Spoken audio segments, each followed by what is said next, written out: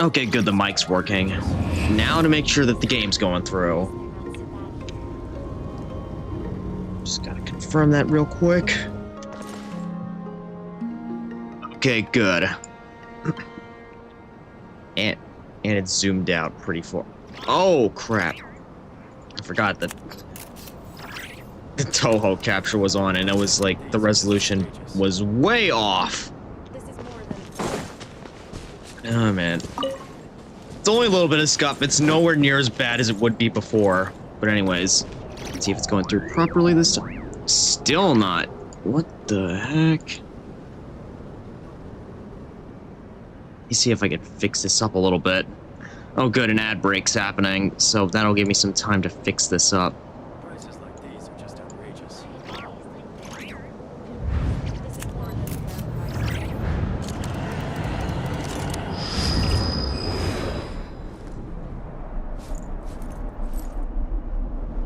There we go, much better.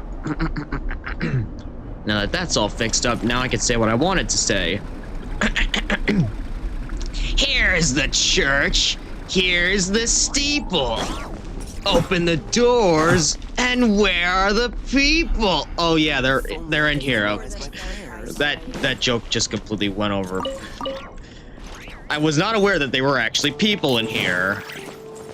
Oh, and a random exquisite chest that I never claimed. Might be of utility to you on your journey. Please, I insist. Definitely utility for me on this journey. Anyways, ladies and gentlemen, cadets and citizens, welcome back to Genshin Impact. I swear, I might have changed up the theme of my channel a little bit this past week. I really wanted to do some catching up on this game, as well as exploring the Toho series, which, you know, I did one very quick stream this week on that game, but really, it just feels like I've been grinding Genshin the past week, and for good reason. Because I really want to catch up on the story for this game, because the Archon quests so far always managed to outdo what came before, at least from my experience. And I have like 2 more chapters that I need to catch up on before I can make it to the most current one. And I have 24 days to do that to get bonus rewards. And I get some extra stuff for Columbina here if I finish it within that time period. Unfortunately, again, that quest is not available for me yet because I have to complete Act 6. And what I am on right now is Act 5. Yep, I am quite a ways away from actually being able to do that from getting there to Act 7. To think that there's still 3 more chapters in Nodcry to take care of, even after we defeated Rerir, which he was the big threat. He was the big threat to us and Columbina this entire time. Is there another one that we have to deal with? Well, I guess we're about to find out. And by the way, I am gonna be doing summons later on. Funny story, I did do a few summons on Weapons Banner, and I managed to pick up, Columbina's weapon. But as for Columbina herself, I have not made too much progress since last time. I think I did like 2 10 pulls with the spare Genesis crystals, not Genesis, Primo gems that I had. And I have, yeah, it's 2 10 pulls worth. And I did not get very far, so this is like 25, 30, 35, 40, 45, 50, 55, 60, 61, 62, 63, 64. So it's been 64 pulls since 64 pulls since my last 5-star. Man, I swear, if it was just 3 to 4 more, I would lose my goddamn mind. But anyways, we will be doing that later, and you might be asking, X, you only have 457 Primo gems. Well, yeah, you would be right. but I also have 17,000 Genesis crystals in reserve. But yeah, we'll be doing that later. For now, we should head on over to Columbina's spot and see what she has to say for herself.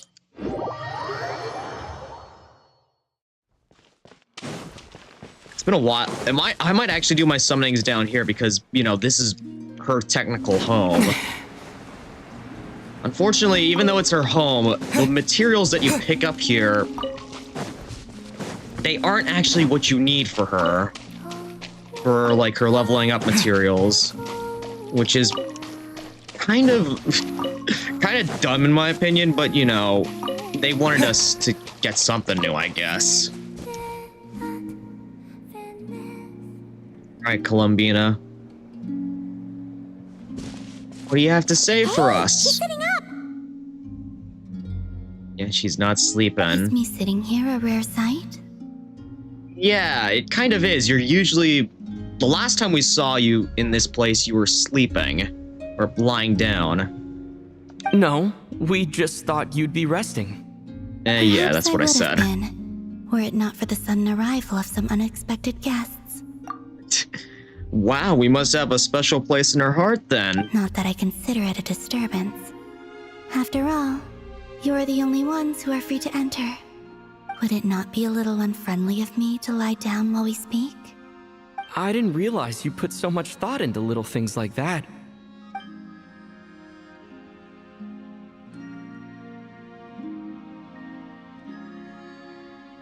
You would see little floating down, Only huh? sometimes. There have been moments lately where I think about you and your companions. They are warm, mysterious, and cozy memories. Very few of my past memories are anything like that. They say that travelers return home bearing bags full of souvenirs. But my luggage was empty, and I believed it would stay that way. Return home? So, you're still planning on returning to the moon? Yes. This planet continues to reject me, reminding me that I do not belong here. If I remain in Teyvat, there will come a day that I disintegrate. And I don't mean reduced to dust, or turned into food for the flowers. I mean, I will cease to exist entirely. Kind of like what happened to the previous Dendral Archon. Except, well, she didn't just cease entirely. She just asked us, world, forget me. But by the sounds of it, that does not sound like what Columbina wants. Alright then. Well, for sure gonna... How do you intend to return? Okay, I accidentally skipped that. Let me run that back again.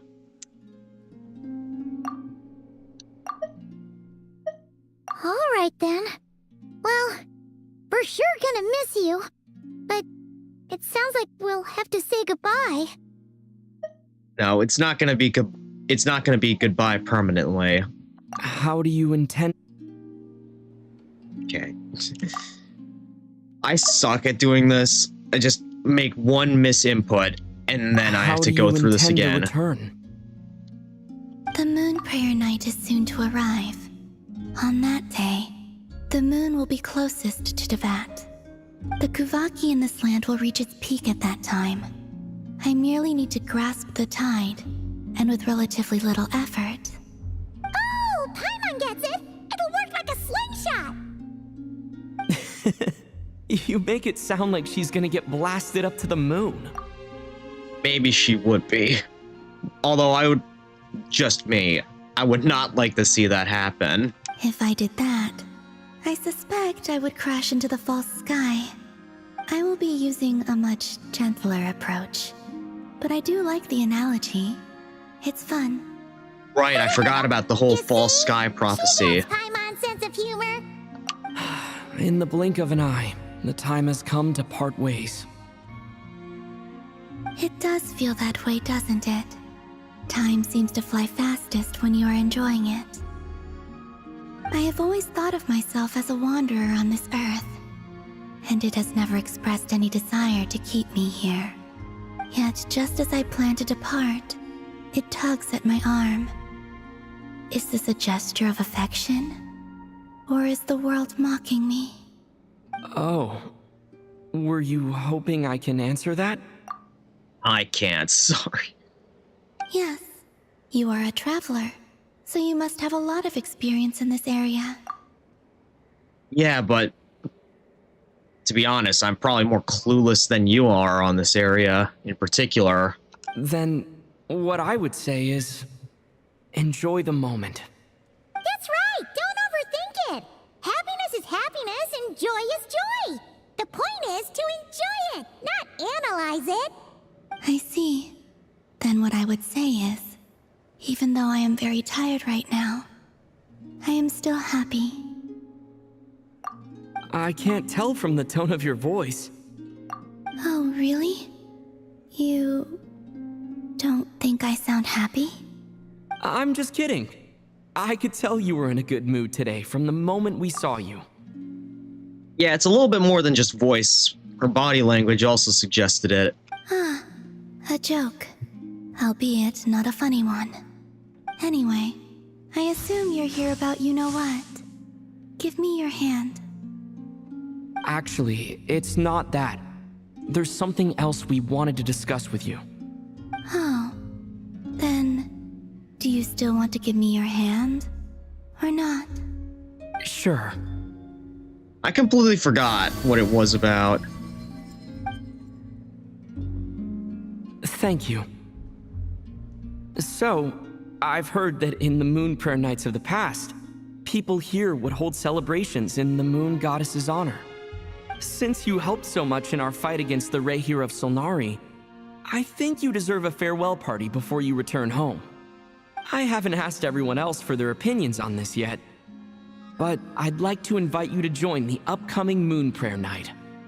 I've never joined a moon prayer night before. I'm not sure what I would even do. Oh, don't worry about that!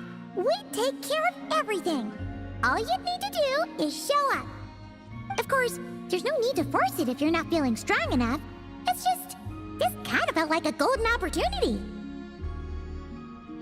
But they call me Kutar, and the Fatui have an arrest warrant out for me. I shouldn't appear in public right now. Yeah, there will definitely be complications, but... Well, I mean, she did help save Nodcry, so... There's gotta be some way to avoid that warrant. I'll make it work. You have my word.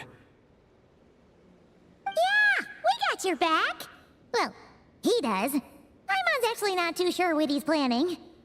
All right, if you're sure. I will not refuse your invitation. I suppose it wouldn't hurt to pack a few more sights from this world into my suitcase before finally learning what my homeland looks like. Oh, if you see Lauma, please tell her that my answer to the question she asked me is neither yes nor no. Rather, it is. There is no need. That was kinda cryptic, but sure. Guess it's between the two of you. We'll pass along the message. Bye for now!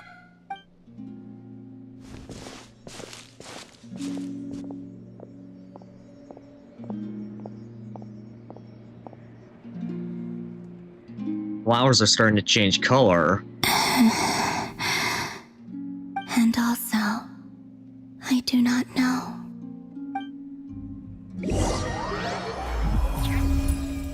So I wonder what the whole deal with the false sky is gonna be for us. Oh. Okay. Since you're supposed to join the festival, let's go see who else wants to take part. Lauma's gotta be the person most familiar with the Moon Prayer Night. We should start with her. Also, what exactly is your plan to keep her safe? Not sure yet. I'll figure something out. What? Are you serious? And Paimon even gave you her vote of confidence back there. When did you become so sneaky? I just did. Also, there was a little bit of an effect on my screen there. I don't think I've seen that since, like, the first time we came into Nodcry. Or at least in this area in particular. But there's got to be some way. I feel like we might, even though they might not, their interactions might not suggest it. Sandrone does have a sweet spot for Columbina, so I feel like she could, at the very least, tell her soldiers not to act on the warrant.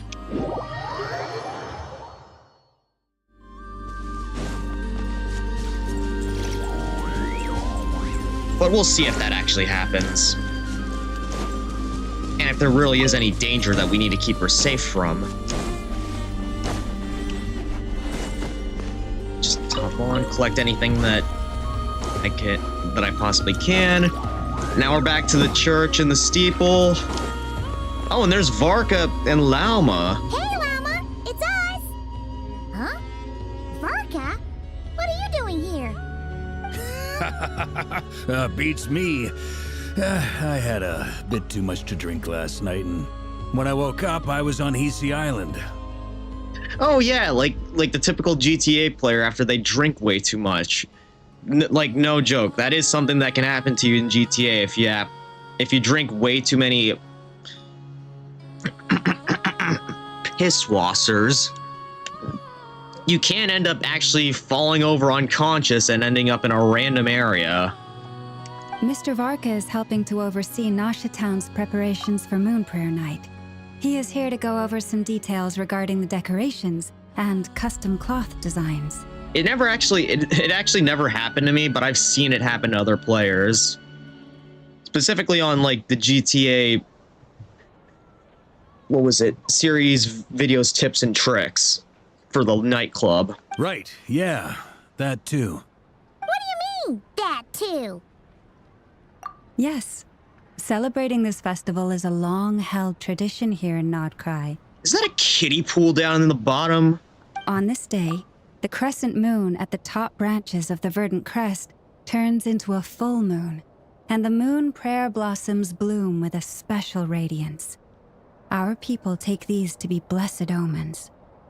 It's an especially welcome event coming off the back of all that nasty business with Rare. Everyone got put through the ringer recently, and now they're looking to turn their fortunes around.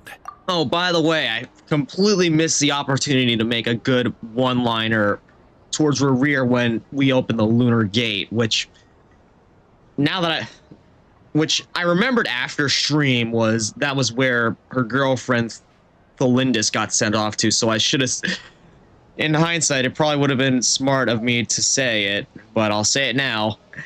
Say hello to Thelindis for us. Tell him Exodus said hi. But yeah, it would have been absolutely perfect had I said that back then, but I'll say it now. The big shots in town all agree that a big, lively celebration is just what we need to rebuild people's faith in this place. No wonder Catherine said that people weren't so bothered about the religious element. That's right. It's become more of a local custom by this point. The celebrations have little to do with whether the religious stories behind this event are true or not. Even the Frost Moon Scions are eagerly awaiting the coming of Moon Prayer Night, despite now knowing that their past beliefs were founded on a falsehood. That's fair. It's a bit like the Lantern Ride in Liyue. It's a chance for people to enjoy themselves, not debate the existence of the Adepti. Speaking of which, the Lantern Rite event for this year just started today, so maybe next weekend I'll be able to go into that story. Yeah, in their case though, the Adepti definitely do exist, and one of them just touched down supposedly for Lantern Rite this year, and her banner is supposed to be coming right around the corner. Oh, one other thing! We just went to see Columbina. We went ahead and invited her to take part in the festival this time. Hope it's okay. Wait, so you mean she agreed to it? Huh. That's quite a surprise. Well, she said neither yes nor no, so it's a maybe. Then I suppose that she intends to return to the moon on that day. Oh, yeah!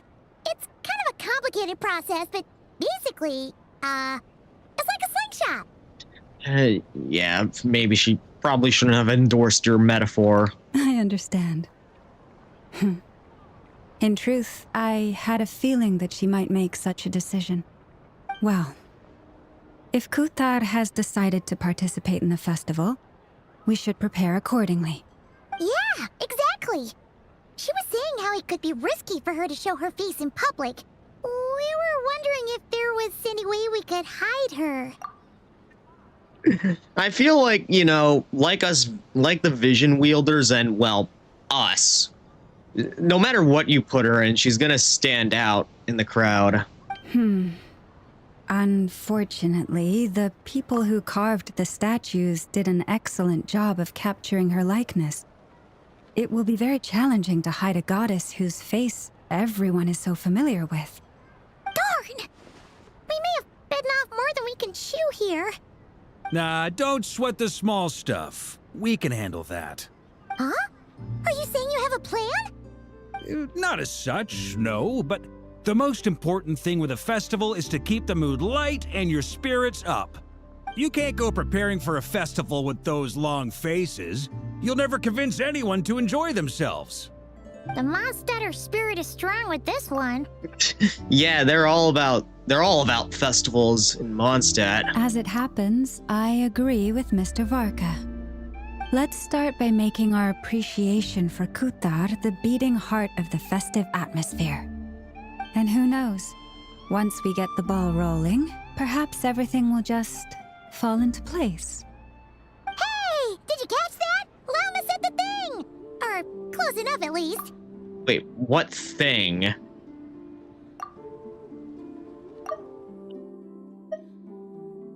Everything will just fall into place.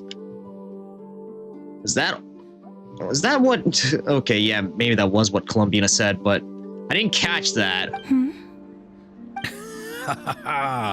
I'm looking forward to the Moon Prayer Night already. We have a festival in Mondstadt called Windbloom, and you can always tell which couples are celebrating it for their first time by the smiles on their faces. Big, beaming smiles like their whole face is glowing. And I have a feeling we'll get to see that same smile on the Moon Goddess's face at this festival. Not quite the same, surely. Anyway, I'll take care of business in the city, but I'll have to leave the decor up to you and the Frost Moon Scions. No one else can capture that traditional aesthetic quite like you guys. But lastly, there's the final key element that brings the festival to life. Companionship. Comradeship. Yeah, we'll take care of that. We have plenty in this land. Before you leave, let me show you something that we've been preparing. Mr. Varka had asked to see it already, so you may as well tag along. Also, I have some further questions about Kuthar's decision. Give me a moment, guys. I gotta take care of something. Oh, by the way, there is an ad break going on Twitch, so I'll be over in a quick moment.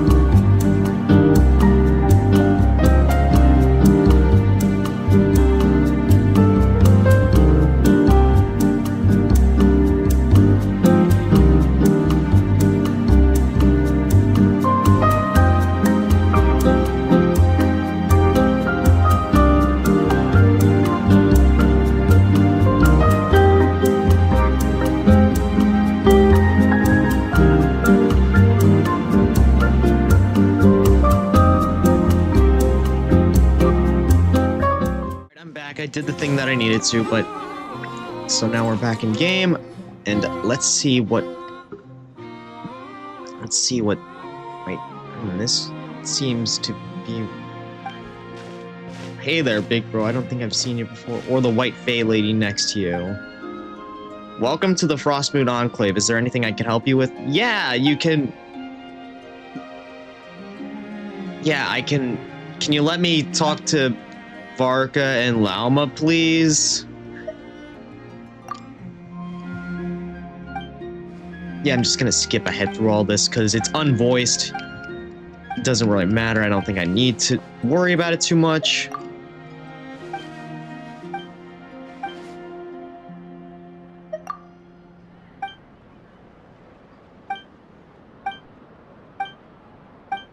By the way, all you have to do is put an A at the front of her name and you get the full computer system that they have in...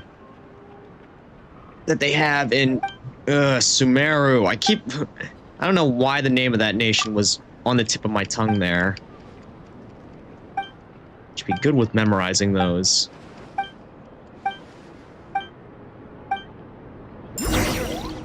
Please don't tell me that. Really? I have another side quest that I need to do? Okay. Well, I'll take care of this right now while it's on my mind.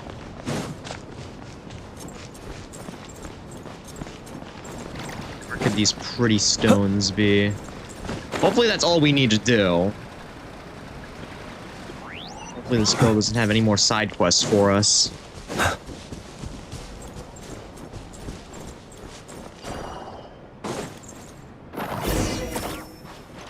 Okay, that's one. I hope that's all.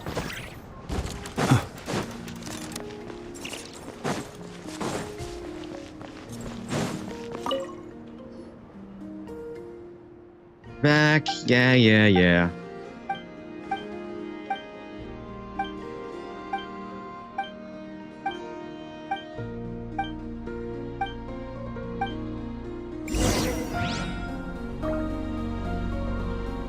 Fragments on the stone. Which stone?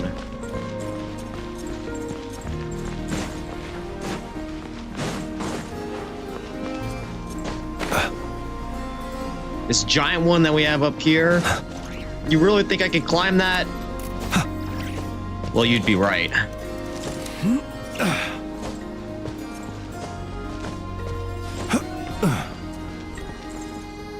No, I didn't even have to climb up it. I could have just put it up there. Okay, I just got sent flying. Yeah, I got sent flying and I fell off that thing. Thankfully, I returned safely down to Earth. Perhaps these treasures might be of utility to you on your journey. Please, I insist. Yeah, I'm sure they will. Yeah, put the two stones together and something really awesome happened. But yeah, we know. It got sent up to freaking Ohio or something. There we go. That was... Oh, we got some free primos out of that. Sweet. Now let's go back on track and see what's popping here. Look like they're having fun. I believe so. Kuhenki seem very skilled at playing drums like these, although I'm not sure where they learned it from. Maybe it's an innate talent? In their eyes, they're probably just playing with toys. Someone needs to make plushies of these things. There's Lunatar. Lunatar! You want to play too?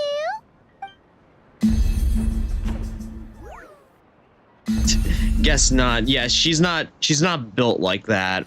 Yeah. She looks more confused than anything.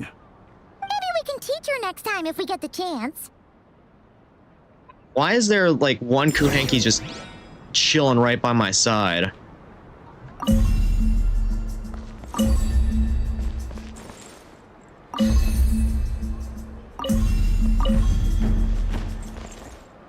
Yeah, see, there's just one chilling there. Whatever, I don't mind having it follow me around, I guess.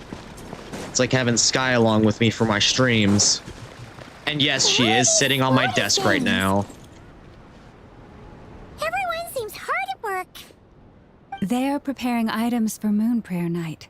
For instance, the sculpture being made over here. Mr. Varka and I were just finalizing the details of where it will be placed. Ah, there she is. I didn't know the finished article would be so large. Not to worry, though. All the necessary arrangements have been made. Just let me know once it's ready, and I'll get some people to ship it over. Where are you gonna ship it over to, though? You have my thanks. And over here, we are preparing a very traditional confection. Those look like pretty big mints right there. Willing to bet that they're fruit flavored. Oh, look at all these colors. It looks great. Can Paimon try one? Your stomach might be able to handle it, but I don't think your tiny mouth can. Of course. I have a feeling you'll like it a lot. Okay, maybe I was wrong. Sweets and treats are Paimon's favorite. If you included those in the Feast of the Moon, I bet Paimon would have joined the Frost Moon Scions by now. There will also be verdant crests like this present in Nasha Town during the festival. The timing of Moon Prayer Night is not completely set in advance. We make a rough estimate, then observe the changes in the verdant crests and moon prayer blossoms to guide us. As such, the wait itself is a fun feature of this particular festival.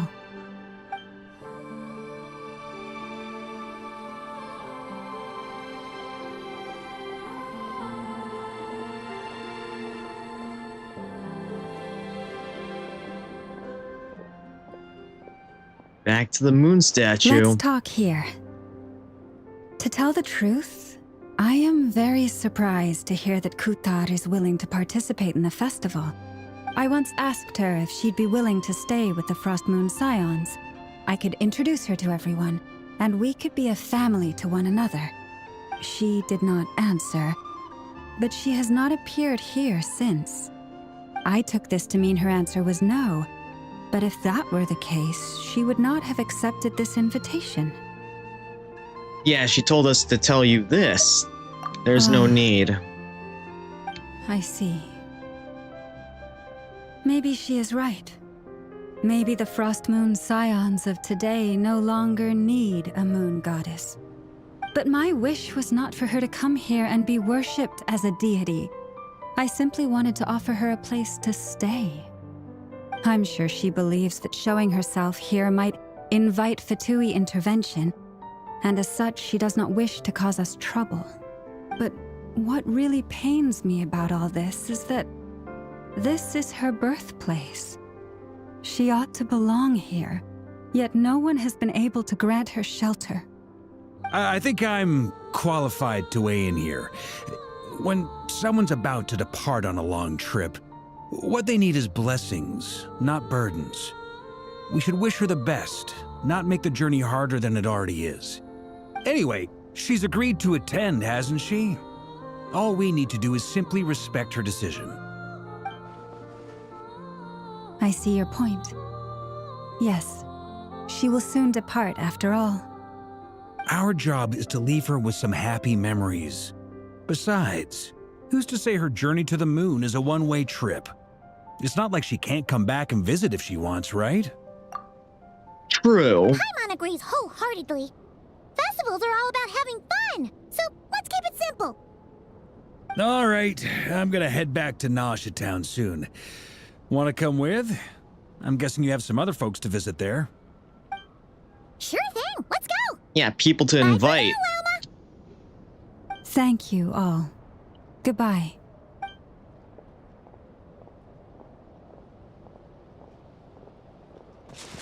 A traveler needs blessings, not burdens. True words have never been spoken. Sounds good in principle, but will blessings alone be enough for Columbina?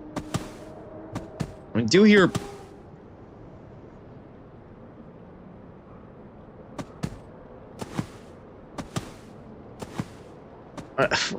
Sorry, Sky was just singing there for a second.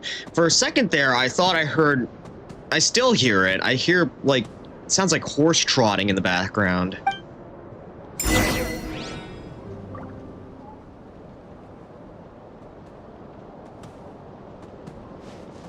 What's causing that noise? Oh. You. Just a random frost reindeer, it looks like. Anyways, let's head back to Nasha Town.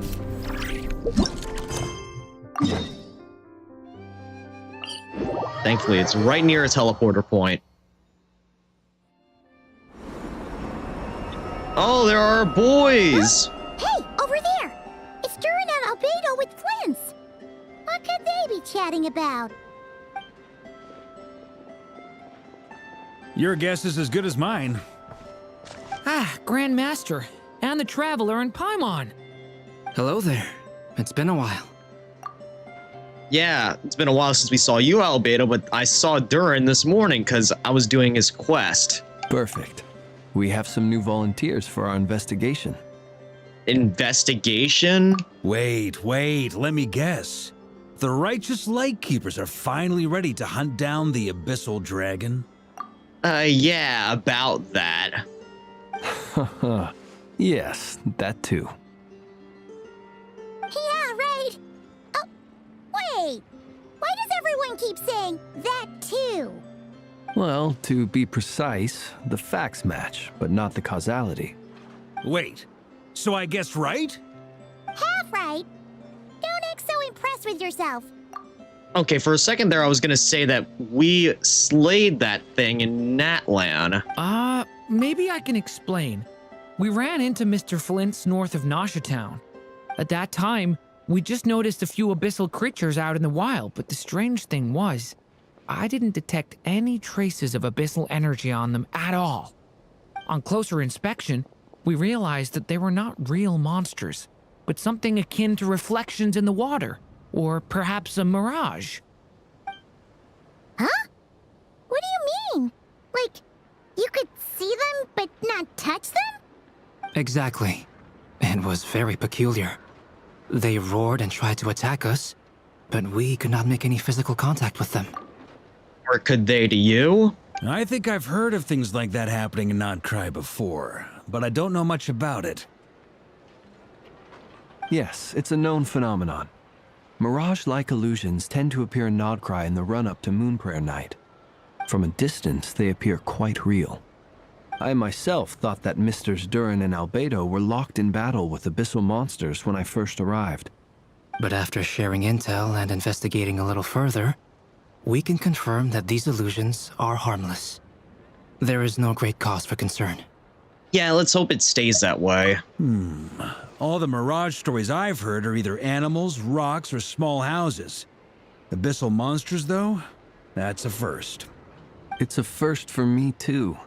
So I'm planning to look into it further just to be on the safe side. I intend to inspect a few more locations. What about you two? Any plans? Alice contacted me a few days ago. She'd like me and Durin to assist her with an experiment. So you two are gonna be heading out, huh? But we lost contact shortly after receiving the message. I'm sure that comes as no surprise to anyone familiar with her. Okay. I guess you're staying then. But that's fine by us. We don't know when the wind will blow. Yet when the wind blows, we will know. That, in a nutshell, describes how Alice operates. Yeah, that tracks. Very spur of the moment. Okay. Well, I suggest we investigate this Mirage business in the meantime. It's piqued my curiosity, and I'm pretty sure I know someone who will already be 10 steps ahead of us. Well said. Right? Whatever's happening in Nodcry, she always seems to be the first one to know. Never. Let's go see what she knows. We can invite her and her staff to the festival while we're at it. Would it really be staff though? Because she only really has one recruit. Anyways, I do hope that she's recovering from her temporary blindness. And Rear did some real damage to her.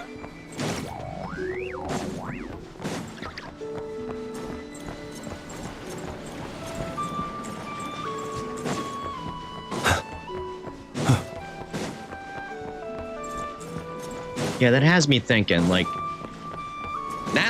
Nodcry might be the first nation that I try to get every character in the nation for, because I am yet to see a single bad design from the Nodcry characters.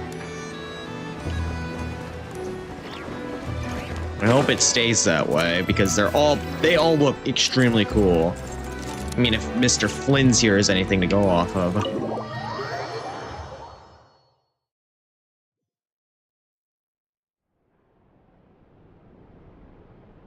Hello, Nefer, we meet once again. You're right, I have noticed. There's certainly something a little fishy about this situation. Only a little, though. Records indicate that this phenomenon can occur in the days before and following Moon Prayer Night. That said, it has always been a rare sight in the past. The odds of encountering these phantoms are similar to looking up in the night sky, happening to see a shooting star, and managing to make a wish before it disappears. But this time, either everyone's getting lucky, or they're appearing far more frequently than usual. I think that the way that you're describing it, it's more so the latter. Yehoda's out gathering intel as we speak. In the meantime, let me check off some points of interest. First, the Abyss. The ones we saw seem to be abyssal monsters. With no trace of abyssal energy on them, though. Indeed. But we have identified one location where many more of them have made an appearance. And not just monsters, but human phantoms, too. Given the scale and nature of the phantoms, it's almost as if someone's last memories are coming to life. Or perhaps the memories of multiple people. Wait, the memories of someone tied to the Abyss. I think I know who that could be. Oh. So you mean the phantom monsters are hunting down the phantom humans? So, yeah, that kind of lines up with Rear. Exactly. The phantoms can interact with each other, but we have no means of intervening. Actually, yeah, that's starting to add up a little bit here. It all happens in the Moon Prayer Festival, and you know, Rear was known as like the Moon Hunter, or whatever his title as a sinner was. The blasphemy against death, yeah. But he was known as like the Moon Hunter, so it only makes sense that something like that would happen close to Moon Prayer Night. But now that he's essentially, well, out of the picture, his final memories and his wishes are now starting to become a lot more common. In addition, some of the human phantoms would seem to be from the very distant past. This is clear both from the clothing they wear and the stories they tell. They claim to be from Hyperborea, a name which I've heard from Lauma before. If this is true, it means they must be from 6,000 years ago. Did Paimon hear that right? 6,000 years? Redating even the Archon War? It sounds like this merits further exploration. That'd be a big help. I'll leave it with you, Albedo. My knowledge of ancient history is non-existent. Paimon's just I used to blacking out doze there in off the every time background. the pre-Knights Favonius era came up in class.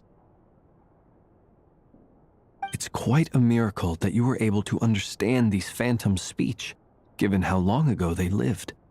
I suppose you're right. But I'll leave the archaeologists to ruminate over that conundrum. As an intelligence broker, my sole interest is in the value of the information I gather. Which, in this case, hopefully means earning myself some good favor with our dear Lady Moonchanter. So calculating. Whew, this intel broker logic always catches Paimon by surprise. Sounds to me like we could split the work up. Oh, here we go the abyssal again. phenomenon is best left to Albedo, Flint's, and me. Agreed. It coincides with my duty as a lightkeeper. For my part, I'd like to understand the Abyss better. Even a little knowledge would go a long way. This is certainly a rare opportunity to study the Abyss. But even rarer, perhaps, is the chance to make contact with the Ancients. The Curatorium will take the lead on investigating the Hyperboreans. We put in the work to learn what we know so far. It seems only fair that we get some quantity of exclusive intel. That just leaves our trusty team of 2 unassigned. Wait, we're team. Since you became an honorary knight, of course. This was part of my grand plan all along. Wait, so you're the one who told Jean to have us as an honorary knight, huh? Oh yeah! By the way, we managed to convince Columbina to come to the Moon Prayer Night celebrations. Would you and Yehoda like to join too? She agreed to that? Huh. Quite an achievement. Never underestimate the traveler, I guess. I'd be happy to join. No point shutting myself inside when the streets are all decked out. I doubt any clients will be visiting during the festival in any case. And Yehoda loves a party, so I'm sure she'll jump at the opportunity. What? No! No! No! I was about to say, watch her just jump right in now. But, well, that opportunity just went completely out the window. Way to contradict me in front of... Wait! No, that's not what I have bad news, boss!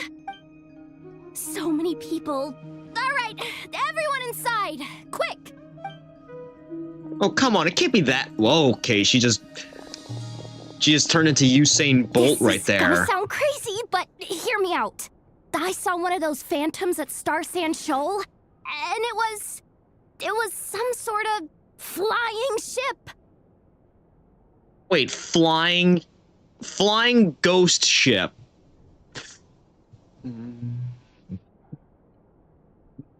I'm getting ahead of myself. Like a spaceship? Okay, a spaceship. I think I know who that belongs to. Also, hey, Wankster, yeah, Yehoda is so Gen Z. I can agree with that. That's gotta be the one you At least she ain't together. Gen Alpha. You said you saw the same thing through the moon marrow, right? Huh? You already know about it? Ugh, I thought I was gonna blow people's minds. Turns out I'm the last to find out. Wait, back up. You came here in a spaceship? Now my mind is blown! What's it like on the inside? Was it like flying through space? I want to know everything! Yep, this is definitely Gen Z energy right here. She sounds like she had way too many cups of coffee or energy drinks before she came into the office this morning. Aside from that, yeah, probably best I save that till later. Yep, exactly. Huge discovery. You're the best, second best intel broker in the world. After your boss, of course. Wow. Really? Well, I don't know if I'm all that, but... Look at her just smirking there in the background. I guess that decides where we're heading next. Come on, don't look at me like that. I know the spaceship doesn't have anything to do with me, but you don't want to leave me as the only one twiddling my thumbs, do you? Please? Fair enough. You can tag along. In that case, let's meet back here to discuss our findings once we're done. I wish everyone a productive investigation. You too.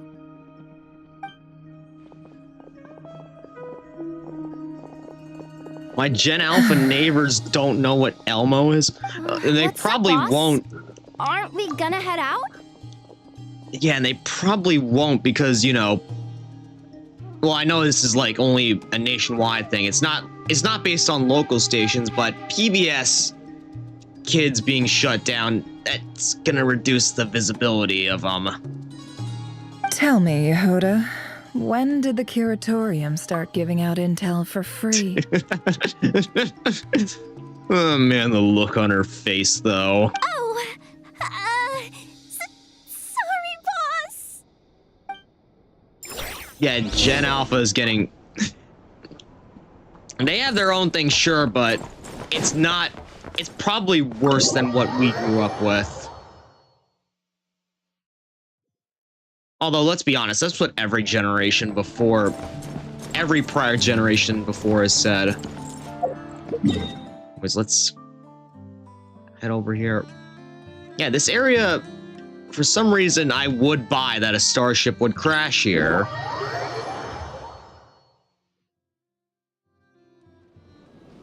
Yeah, in future generations, we're probably gonna have people who don't know what an HDMI cable is, or something, or Bluetooth, because they'll either ditch it completely or they'll have something more advanced.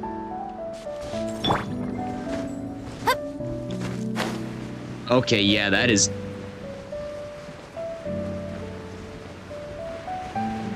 I don't know, that looks like something out of Star Wars right there, aside from like the ghostly appearance. Well, what do you know? Yehuda was right on the money. This Phantom really is your spaceship. And now we got creepy music in the background. But that's so weird. Why would it show up here? Is it some kind of projection? Or a ghost? Like, maybe it no longer exists, but somehow it left an afterimage? That's actually a lot bigger than what showed up in the not the pre-rendered cutscene, the painted still. I guess what we came out of was just an escape pod. Ah, you're already here. Oh, one step ahead of us, Lauma. Miss Lauma, what a surprise. I thought you were busy with festival preparations. I was, until one of our people informed me that a strange sight had appeared at Starsand Shoal. No one's ever seen something quite like this before. I thought I should see it for myself. Same here. Oh, so we heard that these things appear around the festival period. Any idea why that is? Unfortunately not. We have very limited information about them, since they can't be interacted with. And no human phantoms have ever made an appearance before now. Yeah, well, that seems to have changed today. Although, these are moon-related projections. Maybe Columbina has an idea of what they're about. The most we've been able to deduce is that these sightings appear to be connected to the increase in Kuvaki energy around this time. Oh no. I feel like... Should I say it? I feel like, you know, I know Rareer's kind of trapped in like the moon gate or whatever, but he might use this as like an opportunity to break out. Yeah, seems like that's all we can do. This is all so confusing. Allow me to lend you a hand. That spaceship also looks like the Enigma of Combination. Again, I'm sorry for all the Transformers references I've been making, but that's literally what it looks like to me.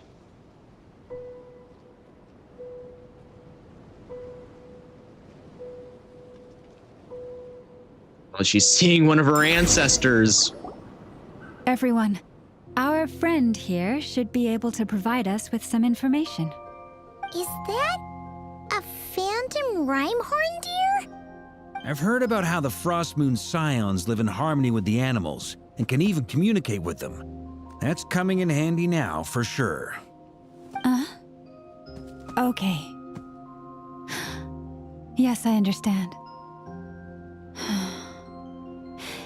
Then how about this?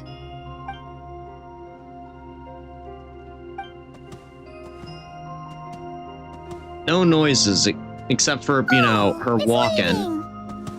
It appears to share our curiosity about this giant spaceship, so I asked it if it wouldn't mind investigating along with some friends.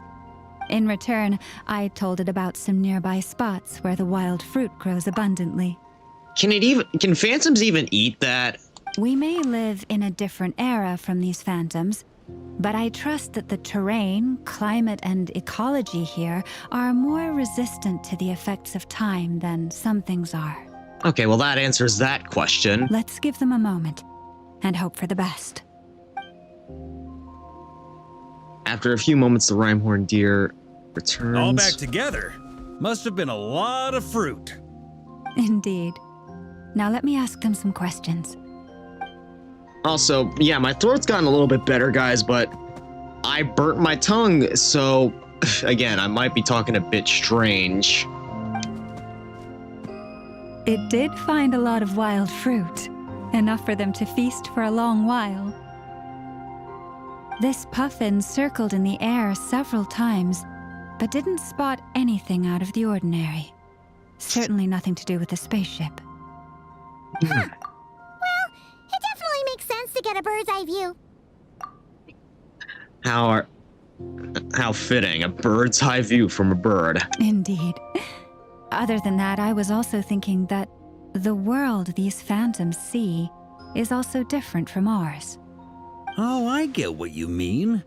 The wild fruit exists in both times and spaces, but there might also be things that only exist in that space-time, which we can't see. Yeah, because we only see a little glimpse into the past. Bro, I burnt my hand when I was trying to cook Indomie instant noodle. Ramen noodles, huh? Good point. I've never actually Great thinking, Llama. I've never actually cooked nor eaten ramen since I was like 3 or so. But yeah, that must have hurt. I think the last time I like burned my hand or something was like, I have a toaster oven, right? And occasionally I make the dumb decision to reach inside there so that I could actually pull stuff out. This one time I came up with a bright idea to pull something out without, you know, a cooking mitt or like close to the burners, because then the next second I pull my hand out, I'm like, jeez, that hurt. Yeah, and I had it, and it was like, it hurt for like a week or so. Blunthorn rhinos burning can yourself use Kuvaki sucks. to shift great rocks, but this one says it couldn't get that ship to budge by even an inch. The sniffer mole tried too, but despite being a skilled digger, it could not get through. They say that the spaceship looks robust and undamaged. It seems completely impervious to any and all attacks. Whatever lies within is well defended from harm. I think that would be our bodies, well, in the past, that is. And the only way that we'd be able to get into said ship is with the keys, which I happen to have. So, just like us humans, there was nothing they could do about this spaceship either. Yes, still, they deserve our thanks. We are grateful for all your efforts, dear friends. Now go, and enjoy your feast. But can I even use the keys to get into, like, something that, you know, we can't technically touch? I've noticed Or is some a other key human also phantoms something gathered that exists nearby. in space-time? Come on, let's go talk to them.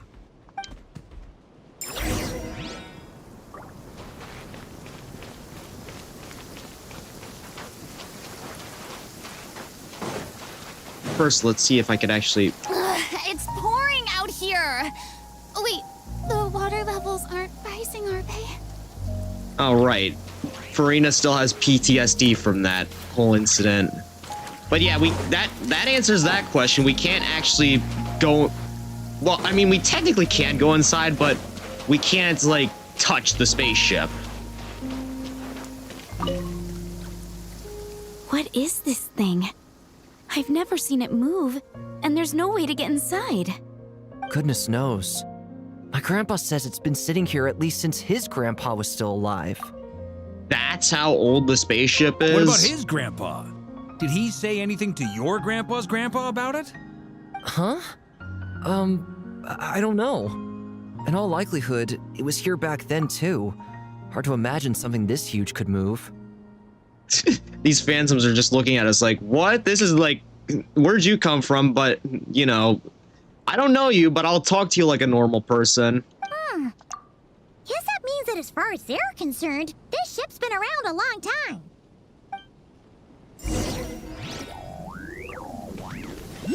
Yeah, we're old.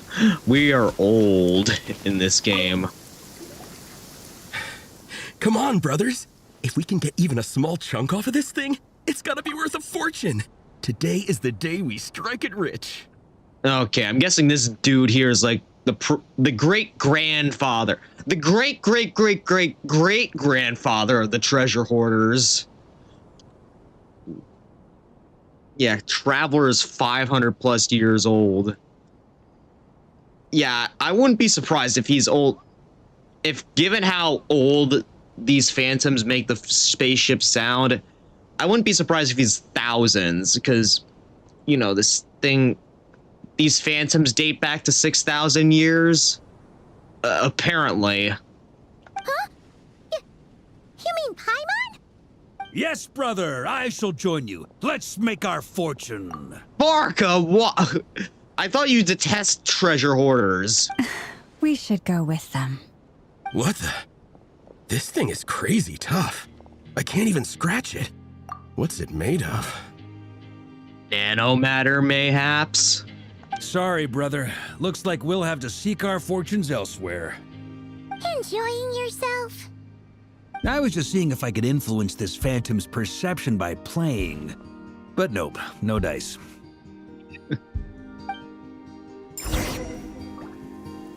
I'm sure we're all starting to build up an idea of what's going on here now that we've spoken to some of the people. These phantoms are reenacting real historical events in Nodcry. So I'm guessing, yeah, the spaceship definitely got moved after the, because it's technically not here anymore. People speculate Zhongli, aka Rex Lapis, to be a descender, but I'm not sure though. Probably not. Yeah, that is good food for thought though, but I don't think he is. I mean, can Adepti be Descenders? Because, I mean, before he became an Archon, he was an Adeptus, right?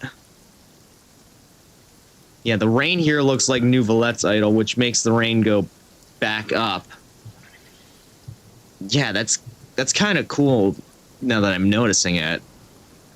Is that how Phantom Rain behaves? It's almost like we're in some kind of interactive stage play. We can talk to the actors, but the plot is fixed, and we can't influence it. It makes sense. History is set in stone. The objective facts of the past cannot be changed. Paimon totally thought you were just goofing around earlier. But actually, you were doing some serious investigating. Of course I was. Anyway, at this point, I think we're forced to conclude that although the Phantom spaceship is right there in front of us, we aren't going to learn much about it from these people. If only this showed the moment when my sister was searching for me. Maybe then I could have discovered why she wasn't in the spaceship. Don't tell me she broke out even earlier than that. Or if it showed the moment when it disappeared, I might have found out who was piloting it and where they were heading. Yeah, so I think that further adds on to the theory that Traveler here got ejected out of an escape pod or something like that. But no such luck. All I've seen is an arbitrary moment in time during its long stay here. Yeah, now that we're getting a full view of it, it definitely looks like the Enigma of Combination. Don't be discouraged. If nothing else, this is proof of the ship's existence. I think it's because New Valet is part Old Dragon Sovereign. New Valet also has the moon wheel on his charged attack beam. Oh, that's actually a good point.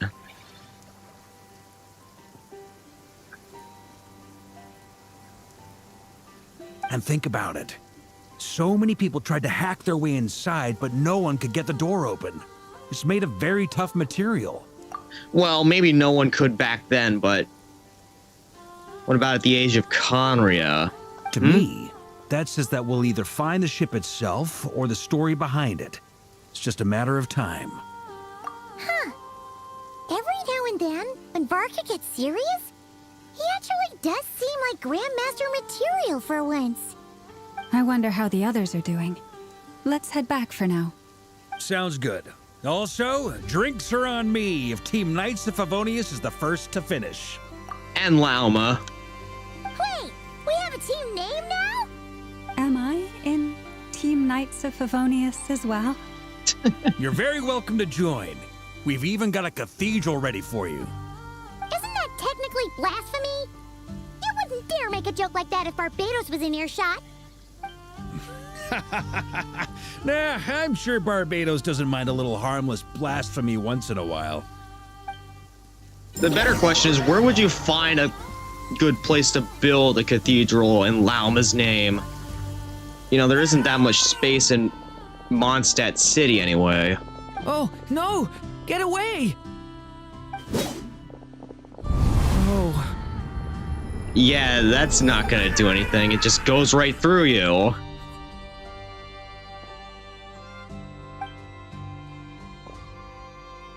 I know it's hard to stomach, Mr. Durin. But as I'm sure you've noticed, there is nothing we can do to intervene in that which unfolds before us.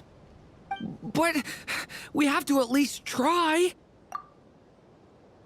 I feel like if Durin actually saw like a holographic projection of, you know, his past self, you know, the Durin that slept on Dragonspine, he would try to do something back then too. Although, let's be honest, that's kind of what his story quest is kind of about. Rewriting his history. Oh lord, I'm getting flashbacks here. And try you have. Why is that, Wankster? Are you aware of how many unsuccessful attempts you've made now? Oh man. He's doing the insanity thing, you know? I wasn't keeping count.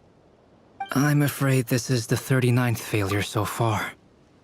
Or the 5th, if we're only counting this particular victim. Did I ever tell you the definition of insanity?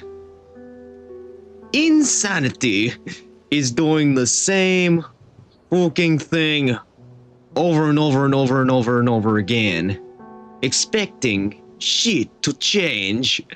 That's... Someone needs to educate Durin on the definition of insanity. There are no indications that these phantoms may be altered in any way. You seem to have calmed down a little. I'll make us a fire.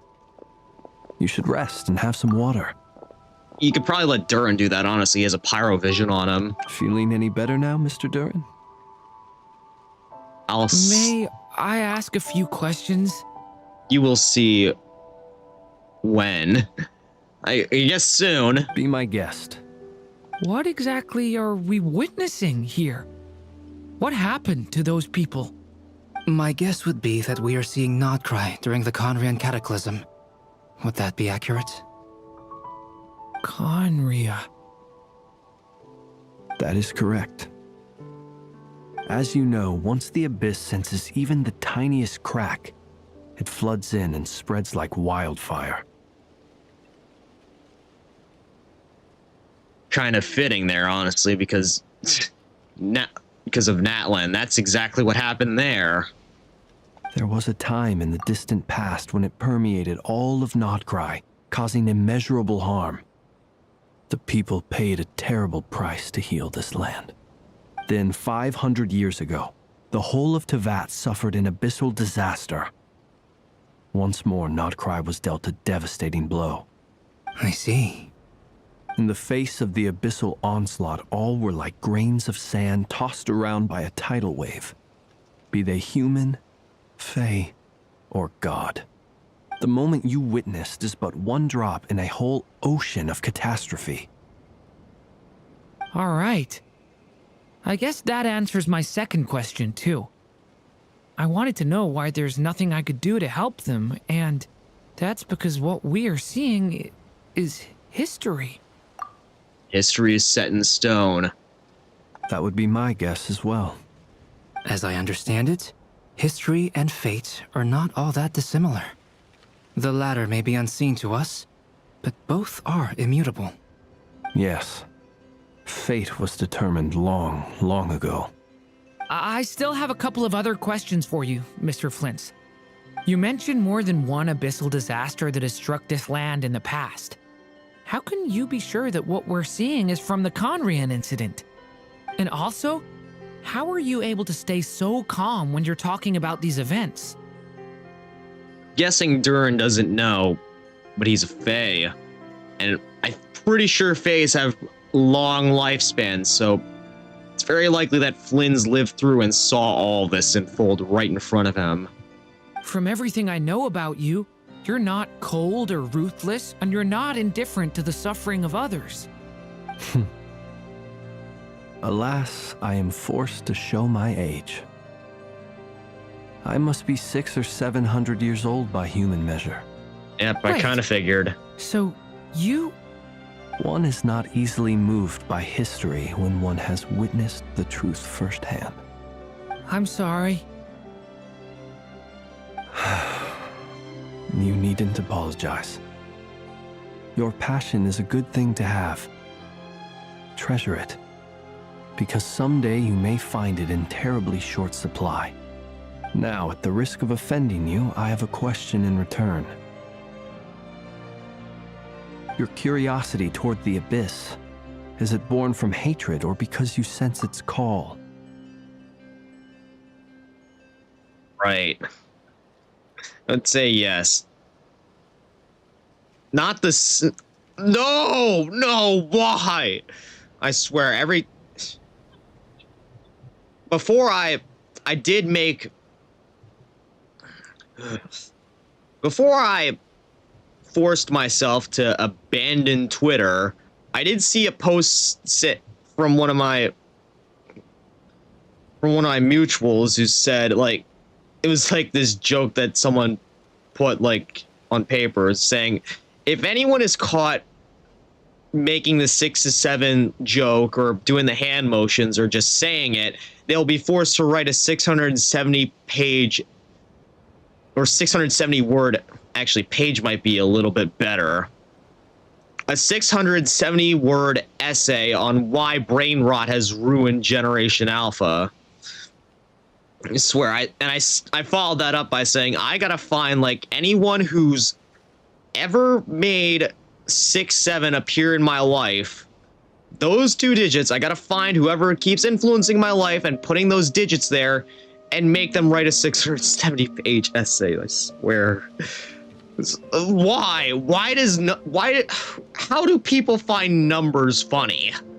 I mean, it should have stopped with 6, 9, and 420. I swear, it's like everywhere I go now, I see that number, and it's just like I feel my IQ lowering a few points every time I do. I only ask because I kept a fragment of Rarir's body in my lantern for a short time, specifically his heart. So I know what a burden it can be to carry the Abyss with you, and I hear its power growling from somewhere within you. In my eyes, your mere existence is a miracle. My honest answer is... I don't know. I don't think I have the confidence to say for certain. What I will say is the Abyss is not the only issue that haunts me. Even before I became who I am today, the question dogged me constantly. Should I even exist at all? My doubts remain unresolved. But when we fought Rarir, something became a little clearer to me. Sometimes it is the darkness within us that allows us to achieve the impossible. I certainly got the sense from your 39 attempts that you were trying to achieve the impossible. Oh, right.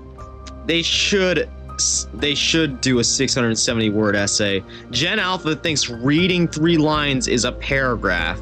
I'm worried for when they get to year 10, to when they get 10 to 12 years old. How are they gonna do poem analysis or something? Yeah, that's gonna be... That's how we keep them in line there. Anyways, gotta go. I'll be back, hopefully. Yeah, I'll see you in a little bit, Wankster. And by the way, by the time you get back, hopefully you will be able to catch the summon session. Honestly, don't have that many pulls to do for Columbina, but I am guaranteed to get her, so yeah, hopefully you'll all be able to catch that. Until then, I'll see you around. It sounds like you've resolved to see the truth for yourself. Absolutely. In that sense, he and I are quite similar. Then I wish you every success. I look forward to the day of your transcension. Well, if everyone's caught their breath, I suppose we should head back. Oh, and one last thing. I'd appreciate if you kept our discussion about history a secret. Right, because people don't... He doesn't want normal people finding out that he's a Fae.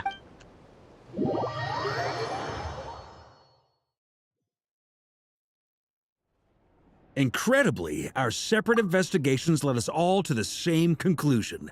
Hooray for consensus!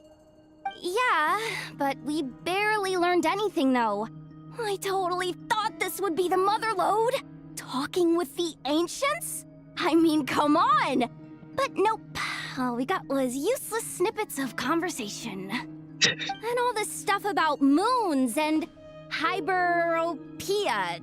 What a load of baloney. Seems like people back then had a few screws loose. Well, I mean, some things never change, do they? I understand your frustration. We found the same issue. Each phantom only showed a very brief moment in time. There isn't much value to be found in these miscellaneous fragments of a civilization's history, no matter how glorious it may have been. If there's a silver lining, it's that these phantoms are harmless to the present reality. They shouldn't get in the way of the festivities. Paimon agrees. And not just because it's the first thing she understood in this whole conversation.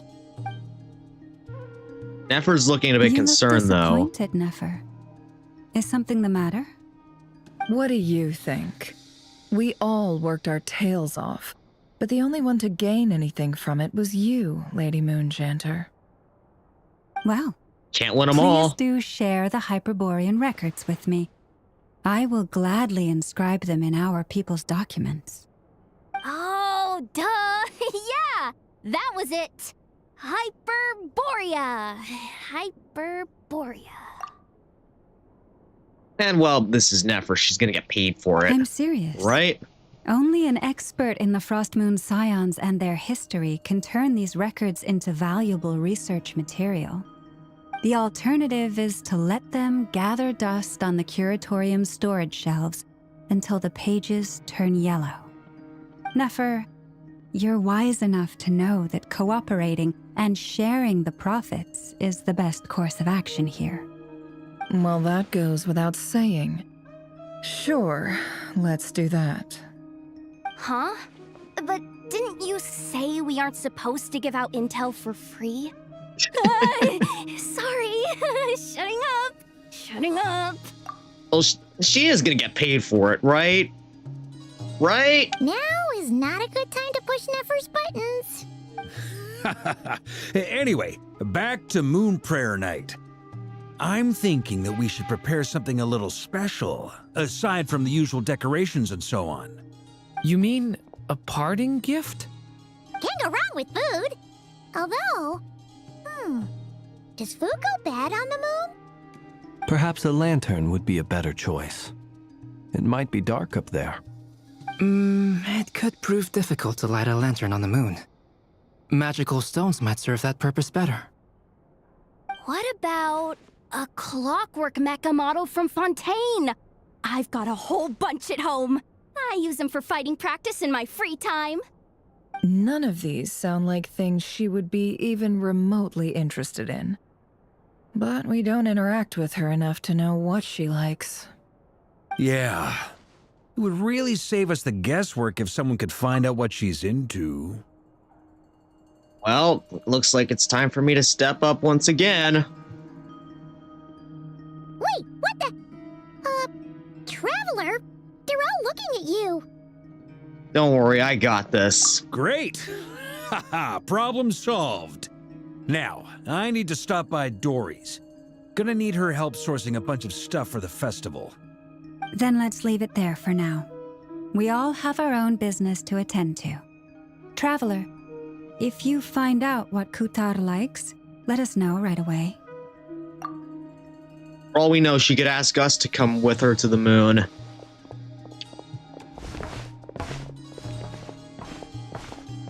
Is something the matter?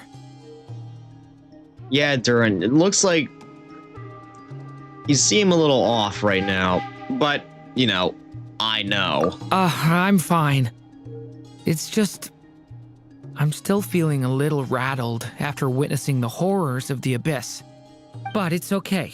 This is something I have to work through. I'll be all right. Thanks for your concern. Well, don't put too much pressure on yourself.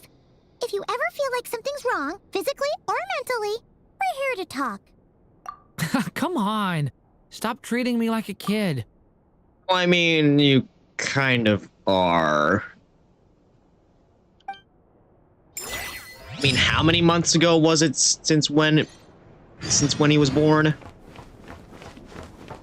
Oh, I get to actually overhear what they're saying. Could you do me a solid and try to smooth things over with Boss Neff?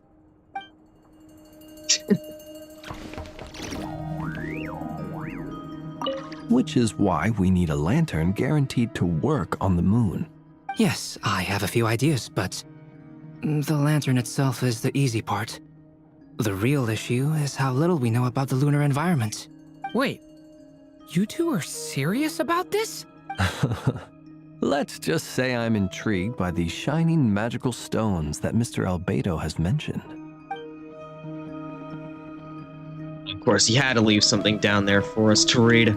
W stream. Yeah, W stream so far, and let's hope it stays Mr. that Alba, way. Would you accompany me into town? I think it'd be best if you saw the Frost Moon Scions decorations for yourself. Very well. Let's go. Let's go meet up with Columbina. Find out what she likes.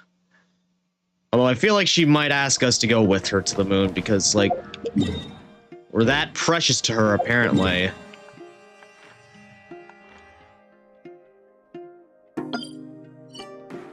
Okay, that's not what I meant to click on. Get rid of that pin.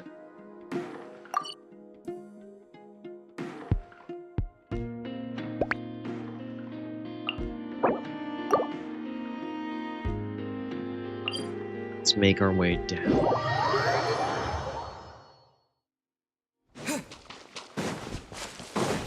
See what she has to say for herself. Is she even here? Columbina, we're back! Huh? She's not here. Yeah, she can't sense her Were presence there at a few all. Hanky here last time too? Where did they all go? Maybe she took him out for walkies. Walkies? For Kuhenki? You're not pets, you know. Oh, well. Looks like we just came at a bad time. Let's try again tomorrow. There's still a few days until Moon Prayer Night, so we're in no rush. Besides, she needs time to rest anyway.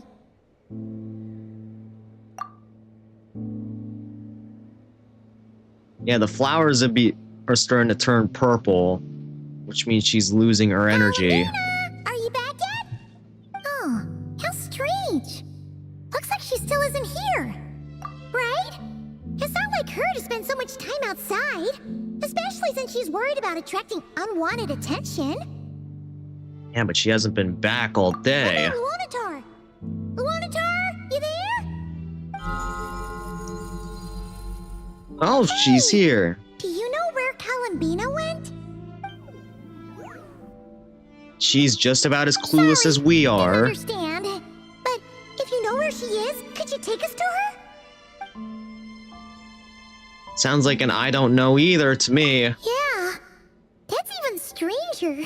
Yeah, I noticed. The flowers were starting to turn purple, which means she's starting to get a little... She's losing power. What about him? Oh, that's not good news. They change color when Columbina gets weaker, right? And they look super pale right now. Yeah, we gotta find Good idea. Lauma. She might know what's happening. Yeah, this is bad. Lauma! Ah, it's you. How is Kutar? Is she okay? Yeah, she's missing. No, she hasn't. I came here to check on her after I noticed the flowers had changed color. Based on past precedent, she must be very weak right now. Even getting up to walk would be a struggle. It seems unlikely that she wandered off outside. Then where could she be? Not to mention that she doesn't do that at the best of times either. So yeah, this is super weird. Has anyone approached Silver Moon Hall lately? No. Very few people are in the know about Kutar's whereabouts. And if anyone suspicious had visited, they'd have left some sort of evidence. Come on, let's go to Nasha Town. If anyone has seen her, someone there will know about it. It's not Cry's information hub after all. Makes Do you sense. think Nefer would track her movements?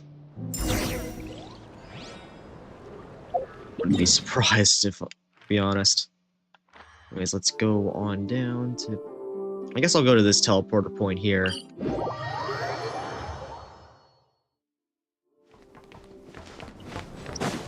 Excuse me.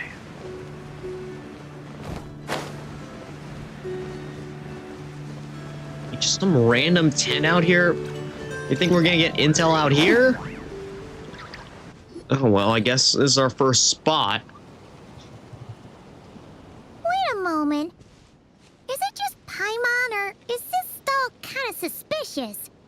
It's never been here before, right? No, I don't recognize it. Alas, your free and easy adventure time is over. Now, prepare to face the final boss of Nod Cry. Alice! Whoa! Where'd that voice come from? Not sure, but it's definitely hostile. Yep, that's definitely something Alice would do. No, not that way. The final boss is right here. The Bruh. sniffer mole? That's the final boss? Surely not. Also, Okay, the jig is up. I'll stop teasing you. Turn around. I'm right behind you. I knew it. It seems I've managed to leave quite an indelible impression, even though you've never seen my face. Ah, nothing could make a great mage more pleased with herself. The great... Wow, she messed with the camera there too. Alice, Great Adventurer of the Realms, Dodo King, Defender of Old Mondstadt, etc. But most importantly, Mother of the most adorable Klee. Yeah, definitely. Also, I guess my interactions with Durin's story quest came a little bit before than when I actually should have.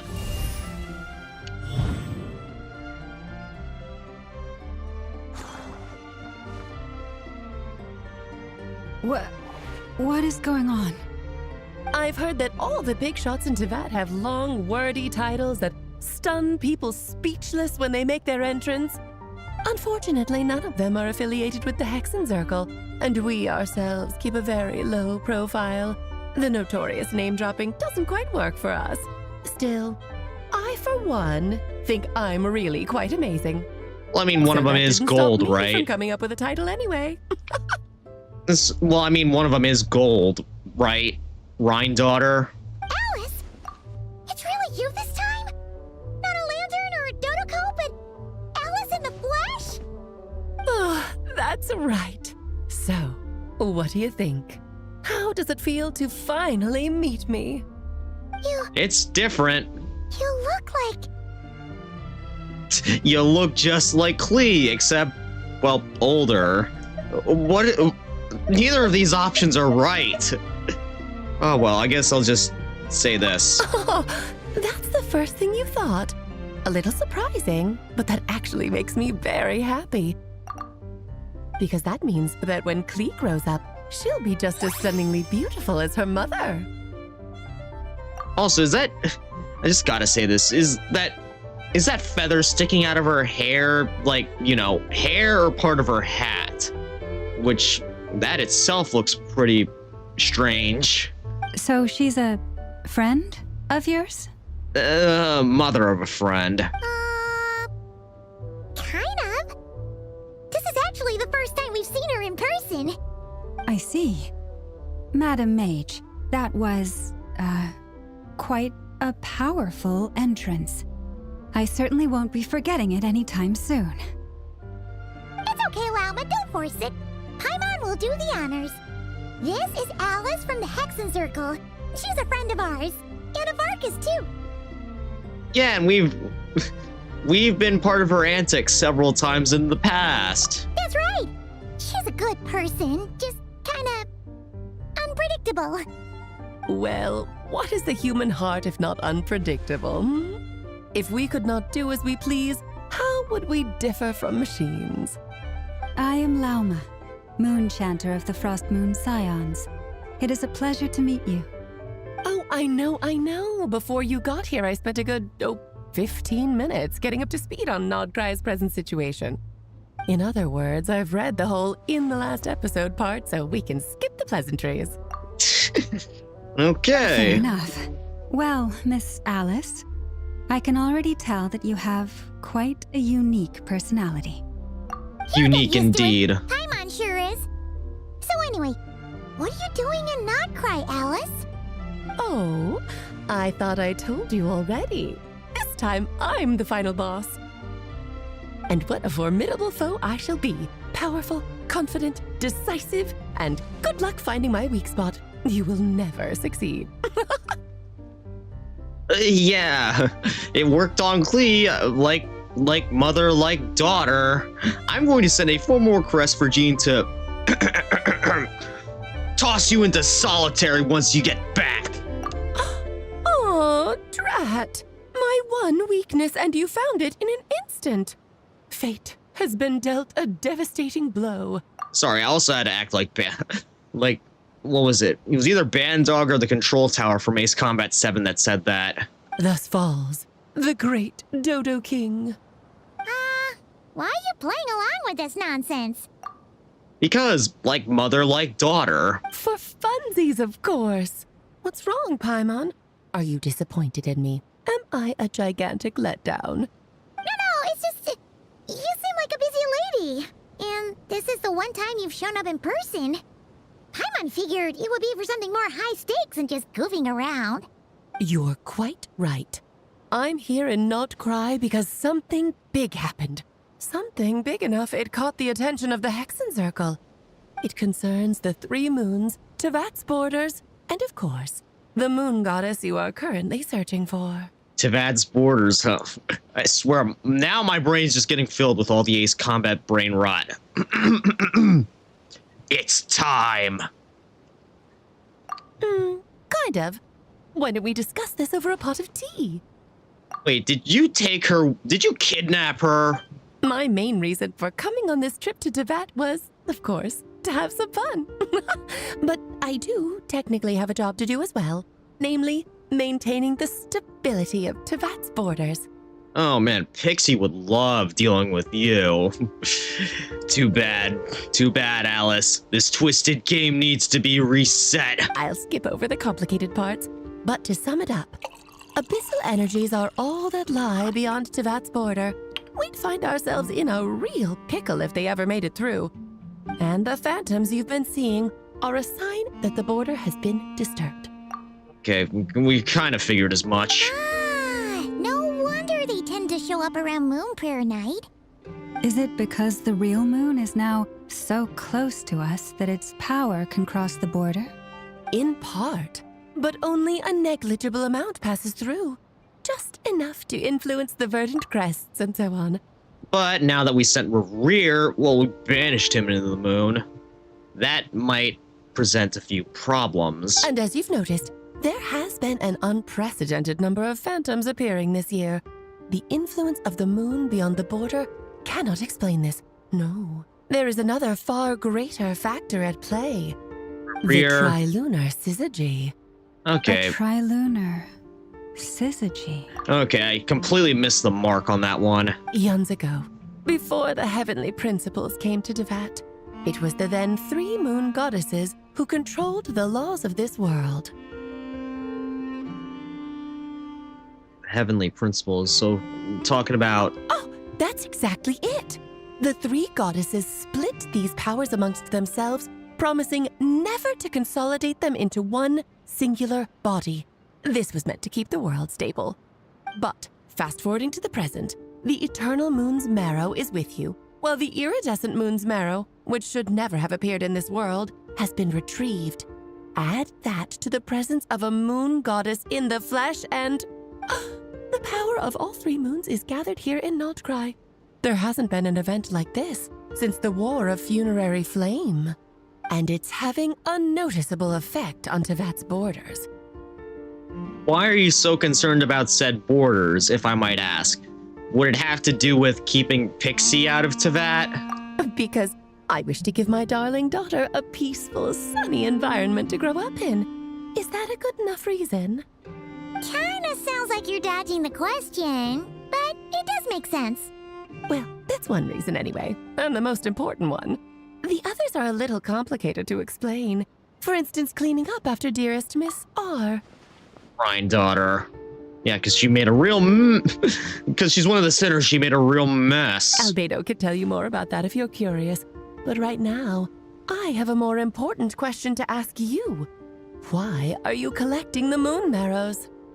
Because, well, initially I thought we were just using them to restore Columbina's power, but now she wants to use them to return home.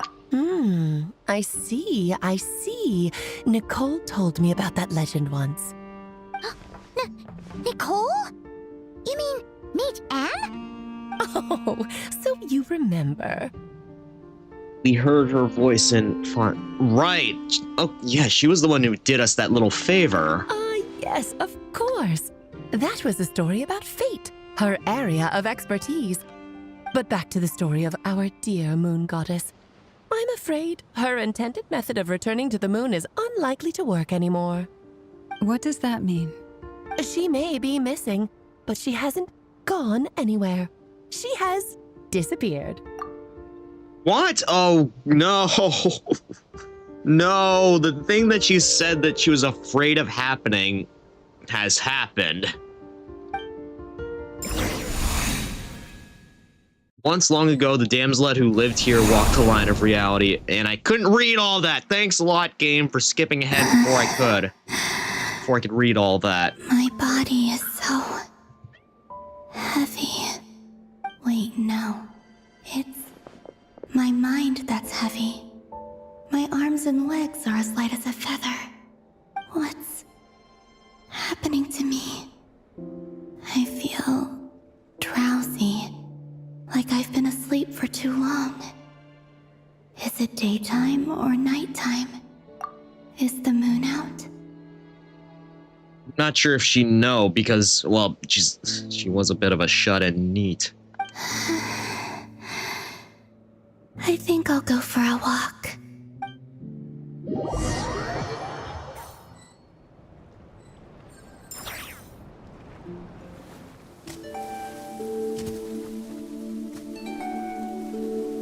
Cutscene, I think. Are you out for a walk too? Yep, pre-rendered cutscene. No. She's become a phantom. Or the world around her is. The day has come at last.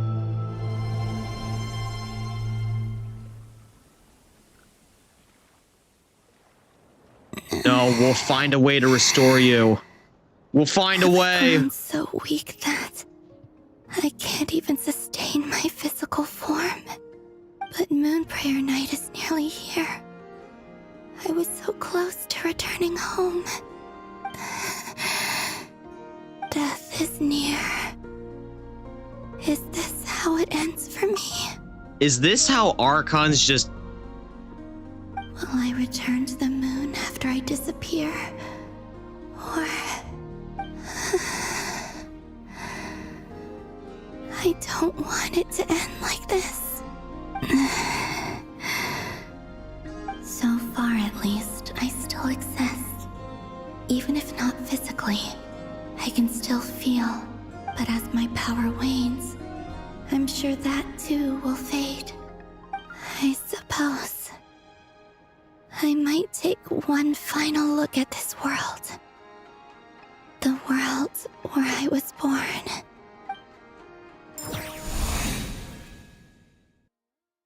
maybe your last chance to visit the Frost Moon Enclave. Don't let it slip away. Come on, come on! Wait for me! The Frost Moon Enclave. How much it has changed since I was born. And they can't see her, it seems. These decorations, they're so heavy. It's times like these when you kind of wish men could be priestesses and acolytes too. How fascinating. I've never had the chance to be privy to people's private lives in this way. In the past, people would get so solemn and serious the moment I showed my face. Like they were frozen stiff. Karina, Lametti, it's time to eat. Coming! I want to watch them a little longer.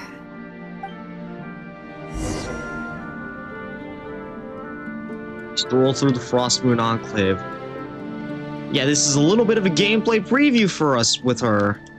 It's her running cycle is literally just her moonwalking. Like, not like moonwalk dancing, but like actually like hopping around like she's on the moon with little gravity.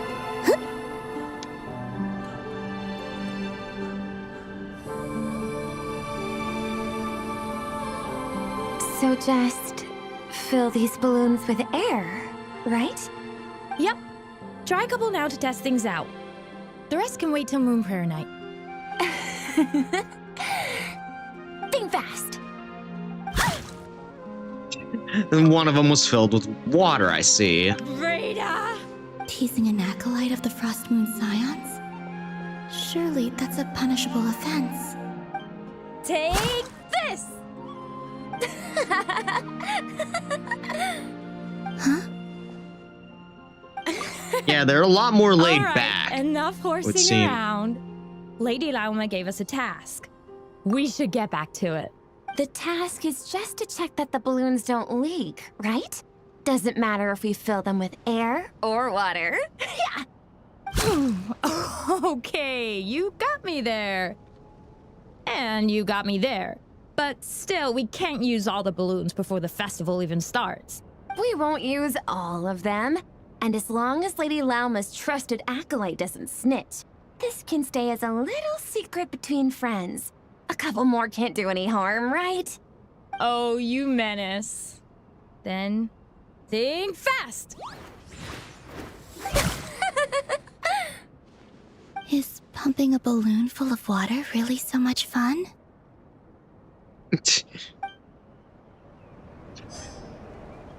Yeah, it definitely is when you're a child. Because it looks like I'm one with the Kuhanki right here. Just the same, like a similar ghostly form. Of course, I could just walk right through them.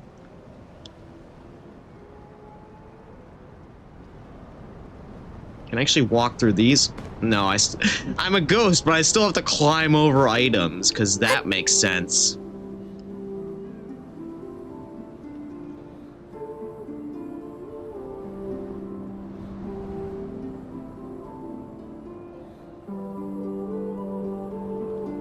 I'm sure you're both tired from playing all day. Come on, eat up. A plain, humble meal. That has always been the way of the Frost Moon Scions. Huh? How come Lametti got a midsummer berry dessert?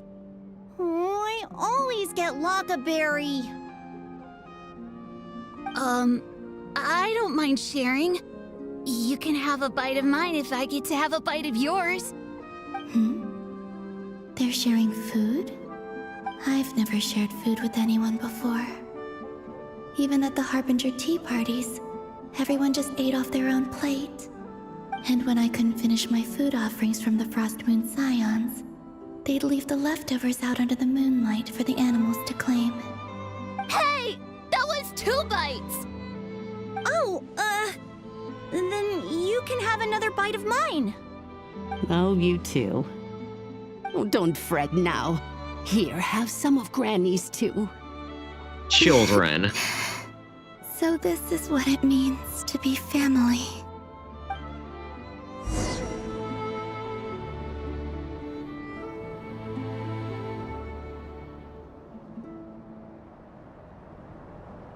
seeing so much that I'd never usually get to see.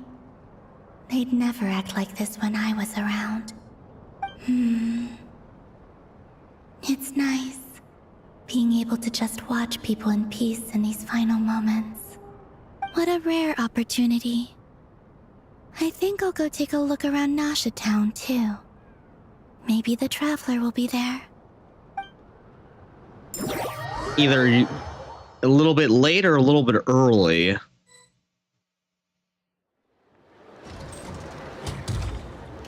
After the War of Funerary Flame, the Moon Goddesses were no longer recognized by Teyvat. They lost the whole foundation for their existence.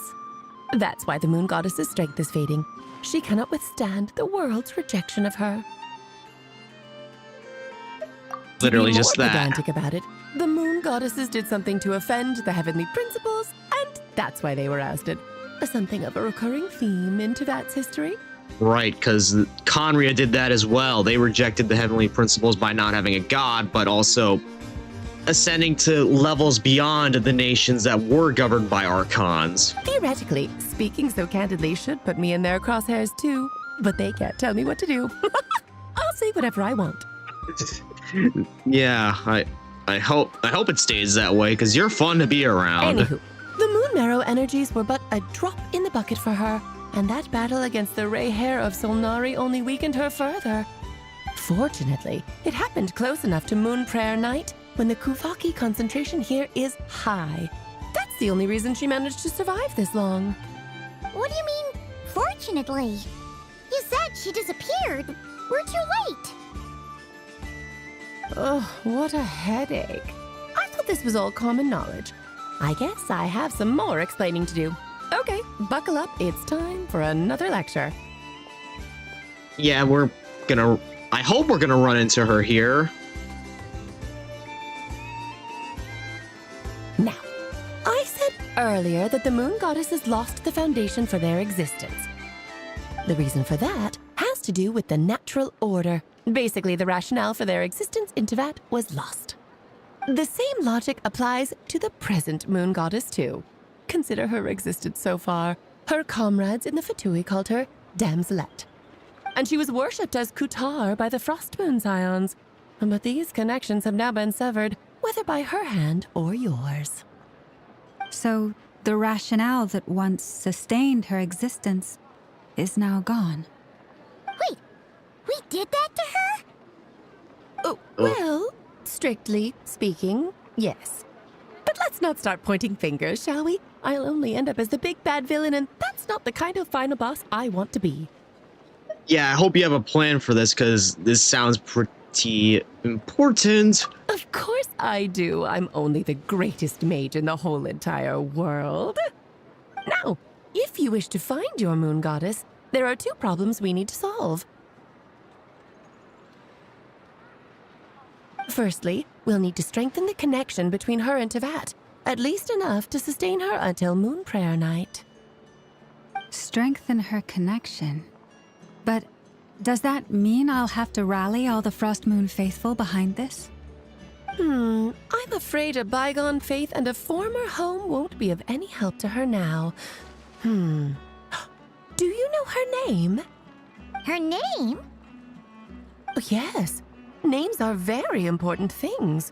A name is a fundamental concept that anchors one's entire existence. Yeah, I asked her once, but she didn't know. She goes by many names. Then your first job is to find it. As a moon goddess, I'm sure she must have a name she identifies with. Neither Columbina nor Kutar is her true name, and she's never really accepted either of them. So, finding out her real name is enough to sustain her existence? Yes, I know it sounds like a small step, but every journey begins that way. So for now, that's all we need to focus on. Every journey begins with a single step. I'll save the rest of that quote for when I actually play Black Ops 1. The second problem is with her plan to use the moon marrows to return to the moon. Unfortunately, piercing through the false sky will take an enormous amount of power. Given her current condition, she won't be able to provide anywhere near enough power, even if she recovers her physical form. But no need to fret. Nicole's the expert in this field, and I'm sure she'll figure something out. Does that mean that we're gonna run into her as well? Mage N is going to help us out too? That means we've got 2 Hexacircle mages on the case. This is turning into a pretty big deal. Actually, this is more of a side quest for me. Like you said, I'm a busy lady, so I can't stay for too long. I'll have to return to Teyvat's border soon. That's the to make sure upside you get Pixie for doesn't looking out for ruin my it. little Klee. Hopefully that will incentivize you to carry on keeping her company in the future. Anyway, jokes aside, you'd better get moving. It will take quite a miracle for the moon goddess's consciousness to hold out till moon prayer night. Oh, I suppose I might as well tell you where Nicole is before I leave. Off you go now. Time to meet your new friend. Oh, yes, and a little suggestion. Don't forget to mind your heads. Right, because she's a bit of a psychic. What? I wonder how Durin's doing. I should really go see him before I head back. You really are super busy. I most certainly am. There's so many children I have to keep tabs on just in Mondstadt. Durin, Albedo, Venti, Varka. She basically considers everyone that she's met, like, importantly as, like, adopted children, I guess. Klee didn't make the list, huh? Of course not. Klee is my pride and joy. I have no qualms about her, because she's the best child in the whole wide world. Oh man, Jean would have a few words to bring up to you regarding that. Also, hey Wankster, glad to see you could join us again. You just joined us in probably the best part so far. Yep. Klee's a little angel. I'm glad you agree. Well, all the best. See you when I see you.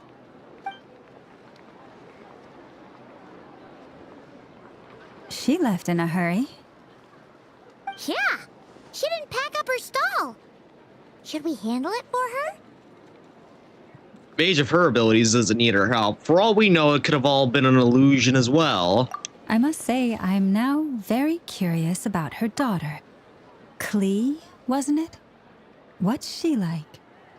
She's certainly interesting.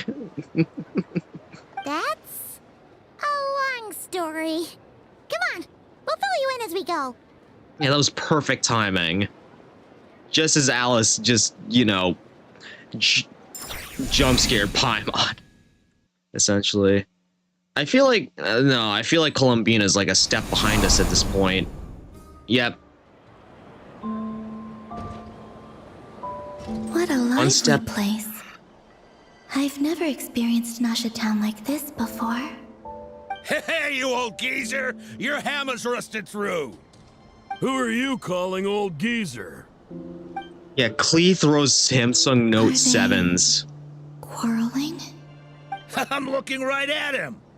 You've Wait, really gone no. downhill since giving your daughter free reign in the workshop. Can you even swing a hammer anymore? It shouldn't take you days just to fix a single chair! It was Samsung You might as well use S5s, I that hammer think. to massage my back for all the good it's doing. Don't run your mouth, or you'll get a back massage that'll put you in bed for the rest of your life. Look, the materials haven't arrived yet, all right? You know how busy it gets in the days before moon prayer night. I'll bet you send all the materials to your little princess. Blood's always thicker than water, huh? All right, you've made your point, Uncle Koski. As soon as the materials arrive, fixing your chair will be the #1 priority. And Dad, if you've got time to chat, why don't you lend me a hand, See? Lolka knows what the score is. I guess they're friends. But the way they spoke to each other was so ugly. Then again, it wouldn't be the first time I've seen something like this. Columbina! Sing outside my door in the middle of the night one more time, and I'll unscrew your vocal cords. You hear me? Right, that's their dynamic. Zandrone. So that was her way of trying to be friends with me. What a pity. I won't get the chance to say any ugly things in reply. Yeah, she's too much of a bean to do something like that.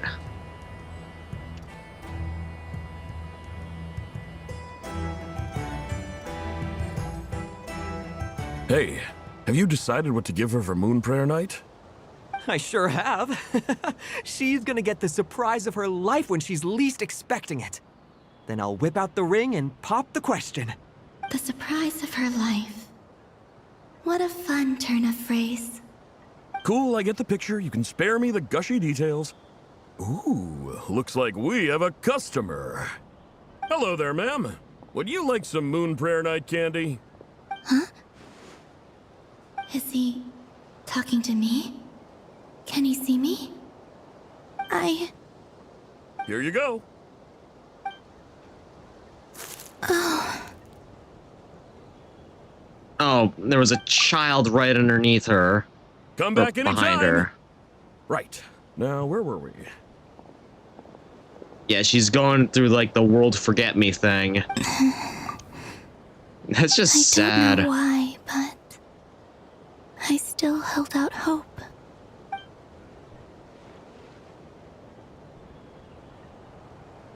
The most important thing right now is to find that mage. Okay, maybe she wasn't a step behind us. She's literally, I feel like she's going to be trailing us the entire time now. This name thing seems super important too, but where do we even start looking? I'd better go pay the Fatui a visit. Oh.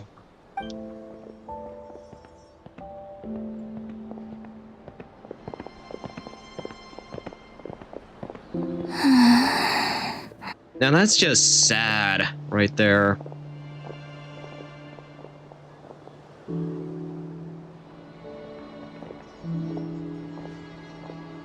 Columbina?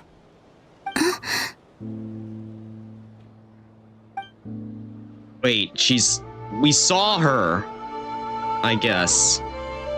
It just took a moment.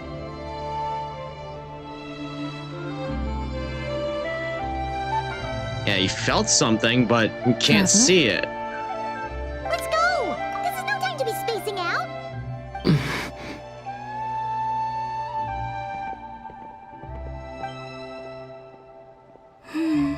Just follow him. Just follow us. Okay, I guess she is. Maybe it's not so bad just quietly staying by their side like this. I'll say it's a little bit weird having like she's basically like stalking us.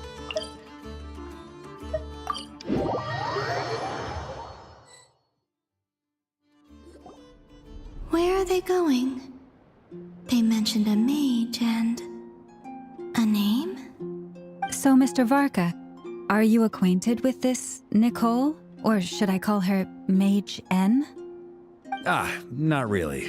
We've never met, though she has come up in conversation. From what I've gathered, Alice kinda took Nicole under her wing. Taught her how to speak in a more ladylike fashion, that kind of thing. Ladylike? Hard to imagine Alice as an etiquette coach. Yeah, because, I mean, you've seen how she talks, how she acts. And also Columbina's just behind our shoulders right now, and like, Varka's staring right through her. Yeah, Alice is a larger-than-life personality, I'll give you that. But then again, that's why she's able to draw such an eclectic mix of people into her inner circle. If I remember correctly, being an interesting person is actually one of her main entry requirements. So, if you ever wanted to join the Hexenzirkel, I'm sure you'd both be eligible to apply. Hey! Don't go around making promises on Alice's behalf! I wouldn't dare. I'm just trying to paint a picture of the Hexenzirkel for you. Okay, sure. Anyway, since none of us have ever met Nicole, how are we supposed to find her? We can't just go up to every woman in sight and ask, "Hey, are you Nicole?" Oh, I'm pretty sure she's gonna appear just like Alice. Maybe something she's wearing will give it away? Like a windbloom pinned to her chest or something. Yep, I feel like that's exactly what's gonna happen. Wait a minute. Alice never said Nicole was from Mondstadt. Oh, true. But yeah, I recall that each mage has their own teacup. That would be this young lady, then?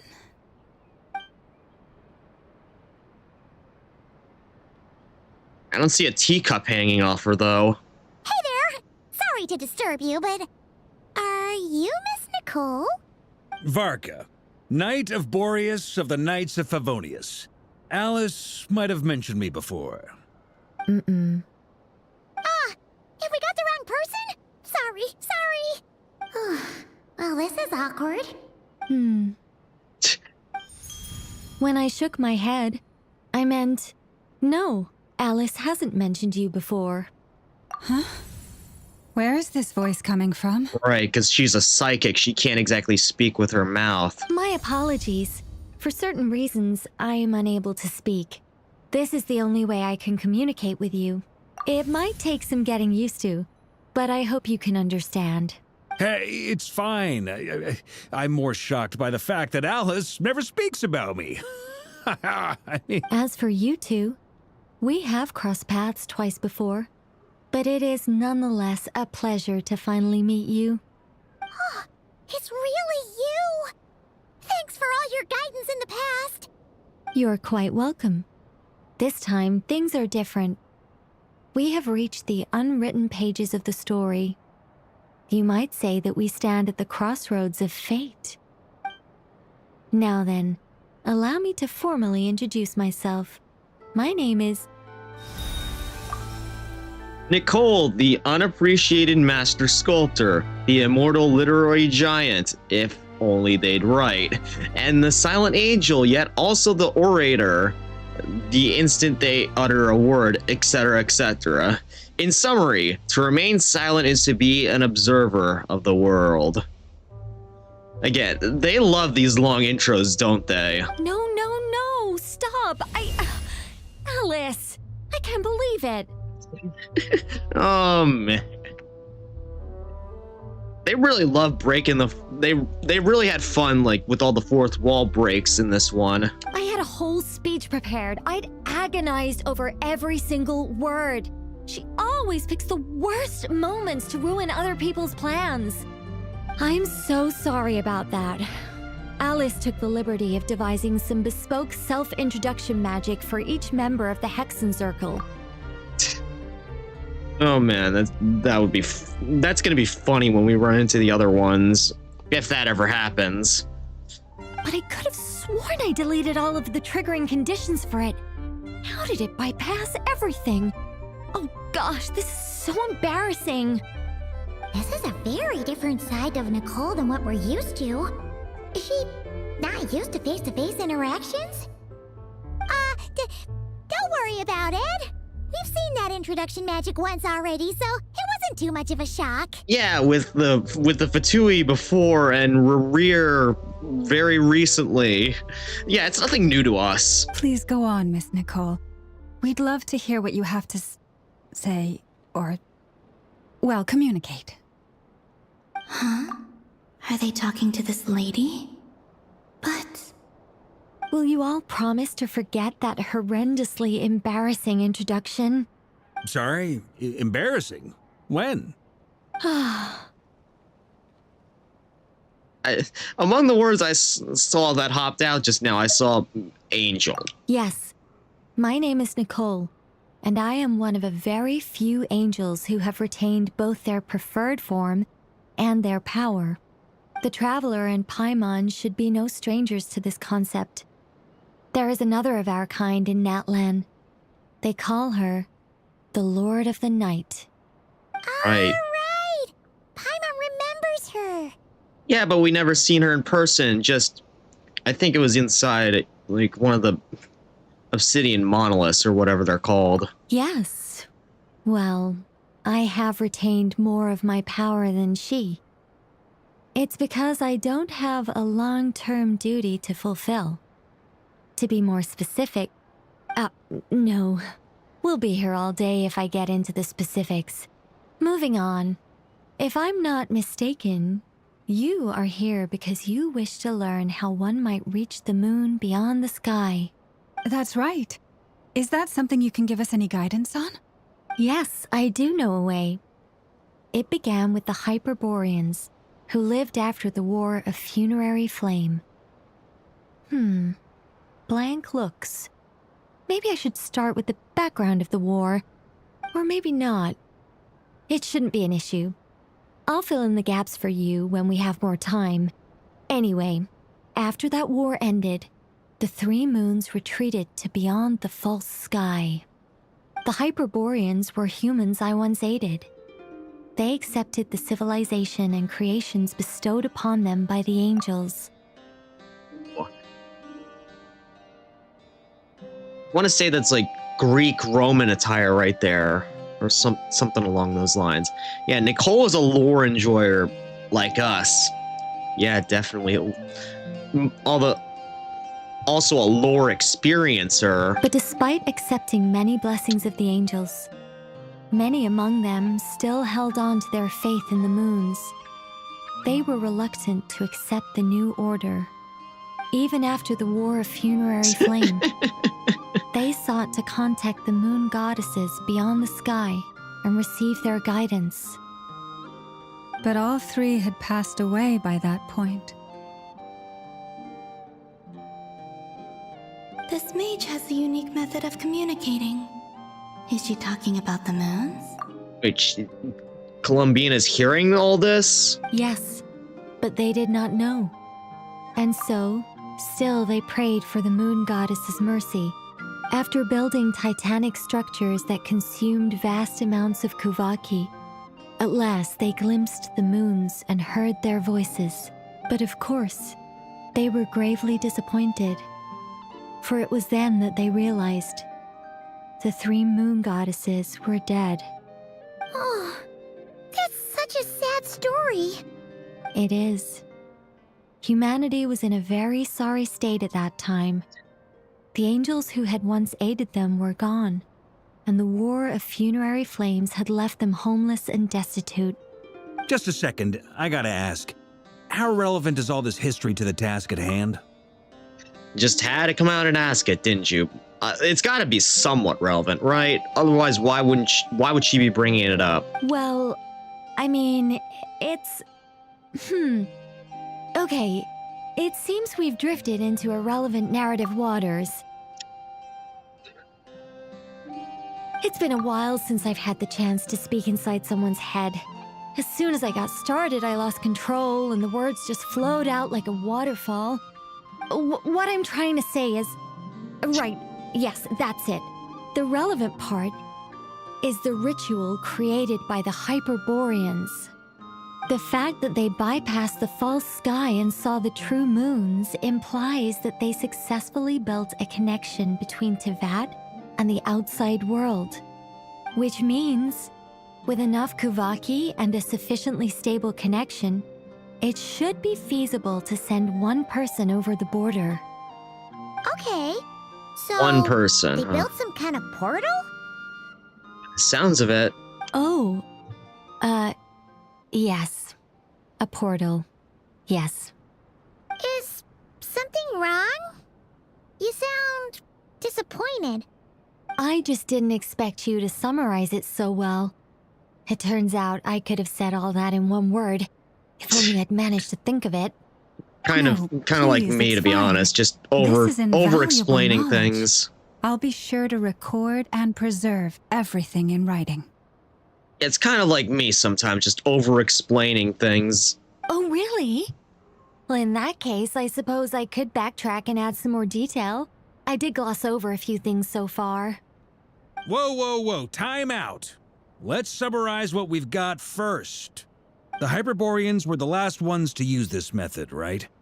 So we somehow need to find whatever structure they built and make sure there's enough Kuvaki to power it up. Luckily, we have the moon marrow of both the eternal and iridescent moons, so we're all good for Kuvaki. Which means the key issue we need to focus on is finding the place. Am I right so far? Yeah, we actually... Yeah, but where... We would need to actually find we would need to track down where Arlecchino is, since she's the one who has the iridescent moon marrow. Ugh, English. She's the one who has the iridescent moon marrow. Yes. Although I expect the structure is long gone by now. That said, what if we could take advantage of the phantoms to travel back to a time when it still existed? Wait, you're suggesting that time travel is actually possible in this universe? Well, travel back isn't quite accurate. It's more like we'd be creating a handshake between 2 points in space-time. We wouldn't even have to pick a time when it still existed. It could just be a time when it still appeared in phantom form via projection, or we could project our own phantoms, fold them together, and... Too many ideas going in too many different directions. Is that too hard to follow? Yes, because too many ideas going in too many different directions. Yeah, things got a little, technical there. Paimon's brain is reaching capacity. All right. Let me think about how to put this more simply. Okay, got it. Over the next few days, I'll search for phantoms that we can use. Once I find one that meets the criteria, I'll let you know and we'll regroup. By completing certain rituals, specific individuals will be able to enter the phantom and make it to the Hyperborean structure. Certain rituals, huh? If everything checks out, and it looks feasible, we'll just need to wait for Moon Prayer Night, and we can send the Moon Goddess back home. I'm really skimping on the detail here. Is this making any sense at all? I think so. For now, we'll just wait to hear from you. Yes. Basically, yes. Great. Counting on you. In the meantime, we'll focus on finding the Moon Goddess's name. My name? Are they looking for a way to stop me from disappearing? Excuse me, Miss... Go on, Miss Nicole. This conversation was a little all over the place. I didn't catch your name. I am Lauma, of the Frost Moon Scions. Ah, I did wonder. I noticed that you listened very intently when I spoke about Hyperborea and the moon's history. If you'd be interested, I'd love to visit you this evening and go through it again in greater detail. Also, if you were serious about making a record, it would be too risky to simply write down the raw details as is. I would suggest some tweaks. Maybe rewrite the stories as fairy tales or fables, perhaps even prayers. Anyway, we can cross that bridge when we come to it. So, see you later then? Oh, and no need to prepare anything. Just a cup of tea will do. See ya! She seems friendly. It's just... It's so nice to find someone who's actually willing to listen. I've been dying for a chance to finally go through all this systematically from start to finish. Any longer and I'd probably start forgetting it. Now Paimon gets why Alice told us to mind our heads. What did I tell you? A lot of quirky people in Alice's orbit. Now then, the next order of business is, where do we start looking for the Moon Goddess's name? Maybe the rest of what Nicole has to say might give us some clues. Once I've heard her out, I'll summarize the salient points and share them with you all. I'm also inclined to review our other documents. Yes, our faith was first established by our Hyperborean ancestors, but many of the more factually accurate records are from after Kuthar's birth. Yeah, the Fatui might know something too. Sounds like we're gonna follow Columbina's journey through Teyvat, huh? In that case, we'll start by heading to the Frost Moon Enclave. Sounds like a plan. Take this with you. I'll see about getting in touch with the Fatui. It'll probably just be Arlecchino and Sandroni again. They're the only ones who would want to help. Thank you, Mr. Varka. Don't mention it. Honestly, I'm more comfortable dealing with the Fatui than prying into the details of a young lady's childhood. Catch you later. I should follow them, just in case there's some way that I can help. Follow 3 of us at once. I wonder how that would work. Alright, let's search for information in the Frost Moon Enclave.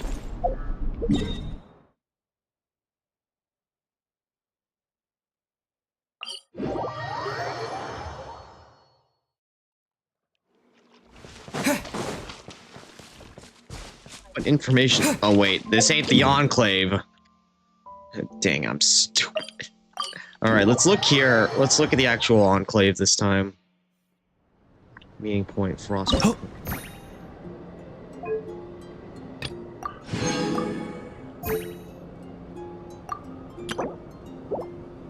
Right, I didn't actually do most of that yet. Let's look for. Let's hope. A while ago, let's hope we can find what we're looking for. All documents in our possession that pertain to Kutar.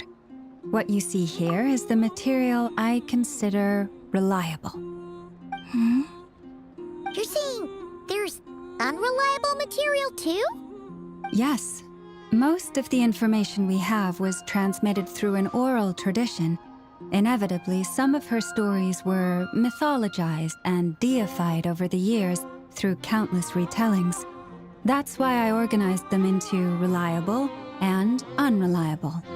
There's no sense seeking answers in history unless we can ensure the veracity of the historical record. Makes sense. All right, let's take a look through.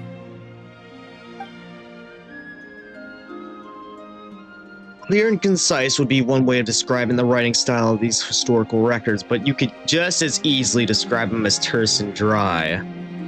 And since Lama already knows the material like the back of her hand, the quest to find any new information in these texts is going to be tough. Almost all these records refer to Kutar instead of Columbina. Although neither of those is her real name. Taima's not sure what point she's trying to make. What we can gather from these records is that the Frost Moon Scions worshipped her as a god, placing impossible expectations upon her. I cannot fault them for their earnest faith, but for all their devotion, worshipping her day in, day out changed nothing.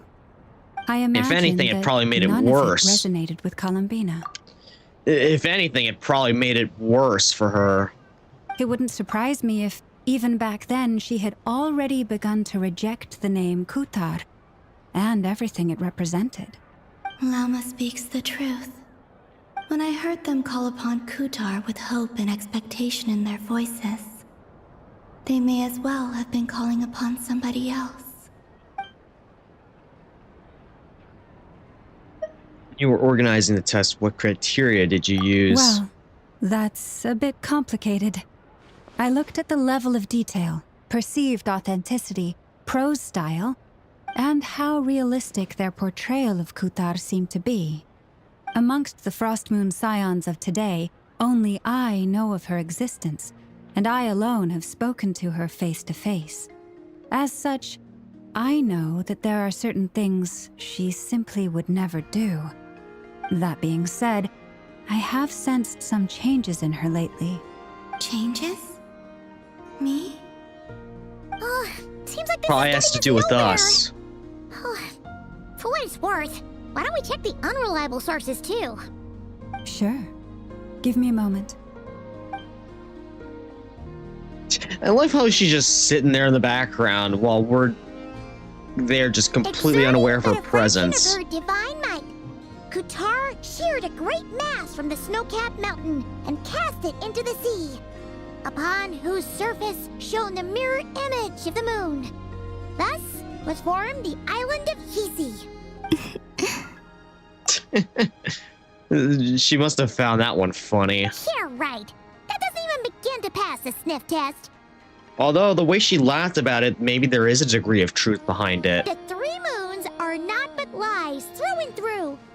Only one moon has ever shone for us, and Kutar is her name. The subjectivity is strong with this one. The vast majority of ancient texts are filled with fanciful tales like these. I trust you understand my criteria a little better now. Kutar did not speak, merely gazing into the distance in silence. And where her gaze landed, this was her prophecy. Clearly, whoever wrote this text never even met Kutar.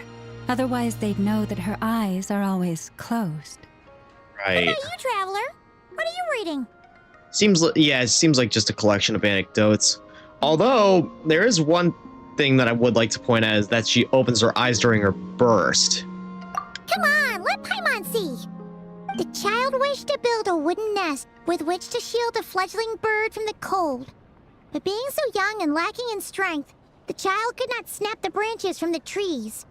Qatar was passing by. Upon seeing the child, she summoned forth a Kuhenki, who built a beautiful nest for the child. I remember that.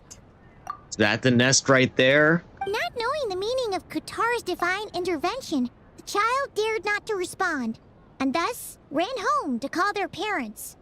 But Qatar was gone. The Moon Chanter declared the event a miracle and took the nest as a relic, placing it on high for all to see. The child was named as one favored by the goddess, and was greatly respected amongst the people. Yet, no further miracles were bestowed, and this matter was forgotten in but a few years. Huh. Any thoughts after reading that?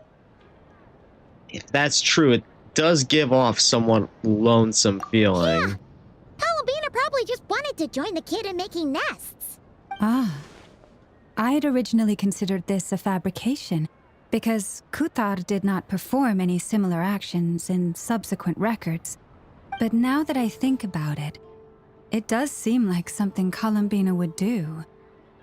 It's just that... She didn't know how other people would interpret her actions. She was probably worried about making things difficult for people. So, she gradually stopped joining in. Yes. Oh, that's so sad.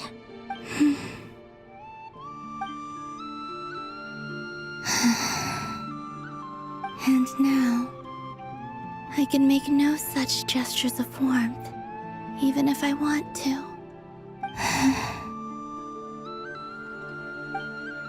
Why is it always... No name. That's a bit of a shame. But why is it... we did learn some interesting stories. That's gotta count for something. Why is it always the high... Paimon! And Sandroni, right? Let's go back to Nasha Town and see how he's doing. Why is it always the Hydro characters that get sad backstories?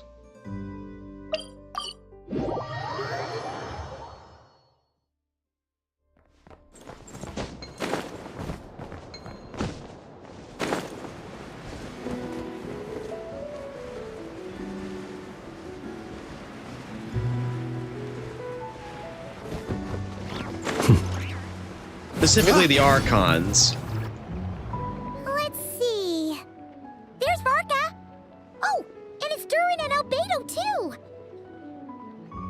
Meet again, my boys. Yeah, this is pretty much the same place we bumped into each other last time. I convinced them to stick around a little longer. We were all waiting on people, so I figured having a little company would help pass the time. Ah, so you've been waiting for us? Does this mean that you've already arranged things with the Fatui? Sure does. Now you're back, we can go meet up with them together. How'd your investigation at the Frost Moon Enclave go? It wasn't exactly fruitful, but we did find out some things. Find out Columbina's true name. But apart from that, it went pretty well. Aha, just as well that I didn't tag along then.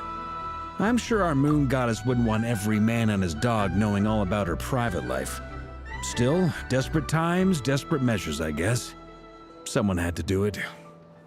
So, Varka was waiting on us, but what about you two? Are you waiting for Alice? Oh, no. We already met with her. Kind of figured as We much. discussed that experiment I mentioned to you last time. Oh, and she also handed me this communication device. Oh yay, another another Dodoko device. That's right. I understand she informed you about the relationship between the phantom phenomena and Tevat's borders, yes? She wants me to help her with some more experiments on that front. She said that she'll contact me through this device with more information. Ah, I see. Following instructions and making observations. Pretty common research method. Takes me right back to Albedo's lab. Wait, then who exactly are you meeting? Someone you know. Albedo's met him too. But I don't think Miss Lauma or the Grand Master have been introduced. Nicole, probably. Introductions are overrated, especially in cases like this. Oh. It's you. We meet again. It's you! So, it's not like the Academia has prohibitions against going abroad. Also, I applied for leave. The synthetic boys are finally finally united. I've been writing to Hat Guy since obtaining a human form. I've already brought him up to speed on everything that's been going on in Nodcry. Hat Guy? Turns out, I actually have heard that name before. Oh? Then why did you react the same way I did? I only knew the name, not the fella. But since we're all here, let's do some introductions for what it's worth. I'm Varka, Grand Master of the Knights of Favonius. Lauma, Moon Chanter of the Frost Moon Scions. And I'm a Driosh from the Vahumana Darshan of the Sumero Academia. Hat Guy. Good to see you again, Mr. Guy. I believe we last saw each other on the boat ride here. So they came to Nodcry together? Makes sense. Mind you, the only reason I came here is because there's someone I want to look into. Who's that? Right, because I think Sandrone and Arlecchino were last discussing that the Doctor was present here. And, you know, Wanderer and the Doctor have a score to settle. The Doctor, also known as Dottore, second of the Fatui Harbingers. Just as I thought. From the tone of your voice, it sounds like there's bad blood between you.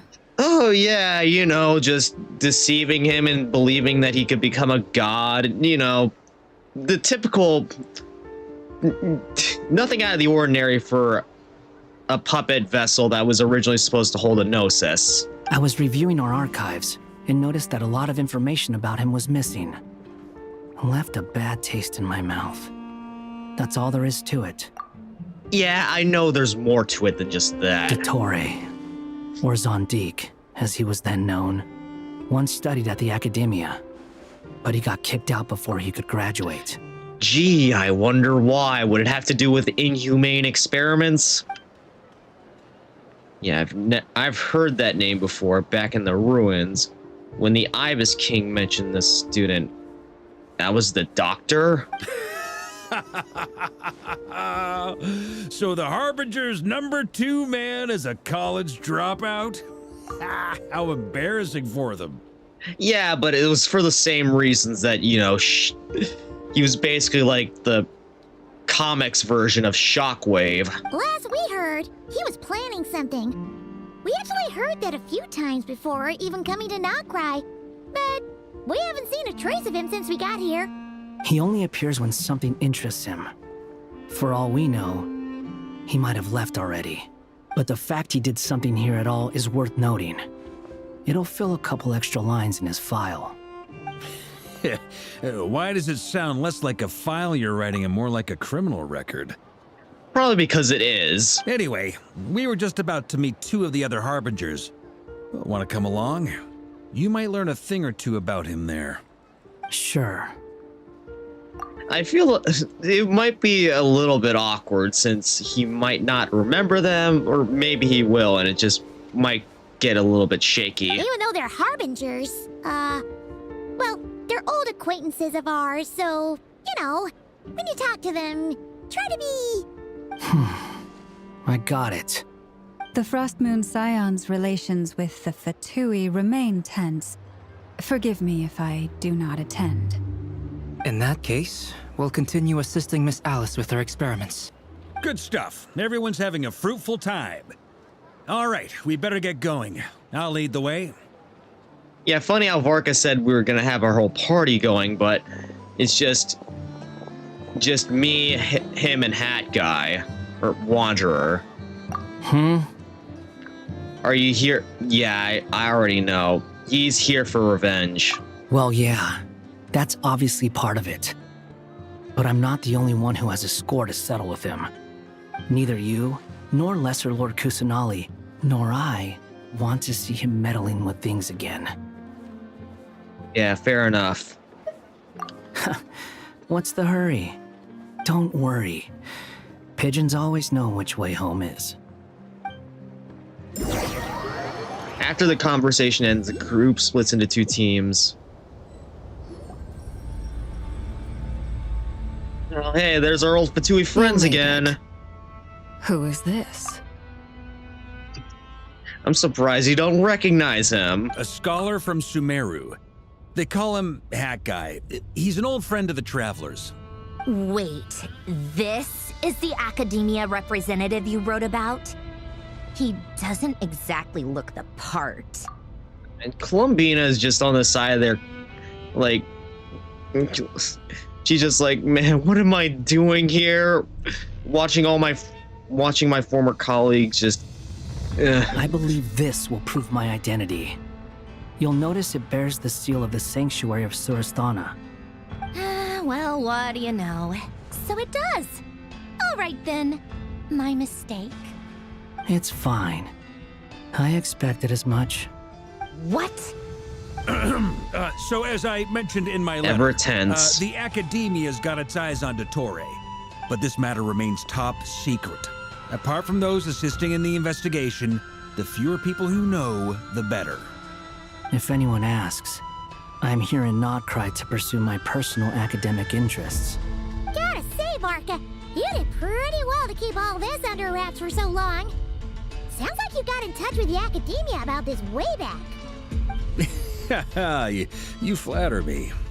You're all harbingers. What reasons would you have to disclose information about Dottore? Where do I even start? Remember that time we fought Rerir at Star Sand Shoal? He sure let me have it then, didn't he? I'll bet Dottore had that all sketched out, with me as his convenient little pawn. He could not care less about us if he tried, but hey! The feeling's mutual. Does Dottore really strike you as the sort who values his relationships with his colleagues? No, he doesn't. Fair point. Definitely not. That's part of why he got banned from the academia. Which is why I always keep my guard up whenever he starts making suspicious moves. To that extent, our motivations align. On top of which, I consider you trustworthy people. Now, back on topic. In the wake of the Reikir of Solnari episode, Sandrone and I grew suspicious about Dottore's complete inaction during the entire affair. So we tried to find out what he'd been up to, but unfortunately to no avail. He never lets anyone in on his plans. The more he cares about something, the more secretive he gets. I left Sumeru, but at the same time, I also stayed in Sumeru. I'm sorry, but that just short-circuited my brain reading that. Indeed. Perhaps he believes that by keeping a low profile, he can avoid trouble. But that trick isn't going to work on his colleagues. Yeah, I mean, he's been researching the ancient moon's remnants, and he's been trying to get his paws on the moon marrows. Only an idiot would believe he doesn't have something more planned. With this in mind, I returned to Snezhnaya and relayed my thoughts to Her Majesty the Tsaritsa, entreating her to have him recalled. And I'm guessing that didn't happen because, well, I already know we're gonna be fighting him later on in the Archon chapter. That's pretty direct. Did the Tsaritsa agree? Yes. I made it abundantly clear that the Fatui's business in Nodcry is almost concluded, and we do not need 3 harbingers in this territory. Her Majesty concurred. Then I guess he just disobeyed orders. Then. Accordingly, Dottore has returned at her orders. I imagine he is continuing with experiments, which no one besides he would ever have any interest in.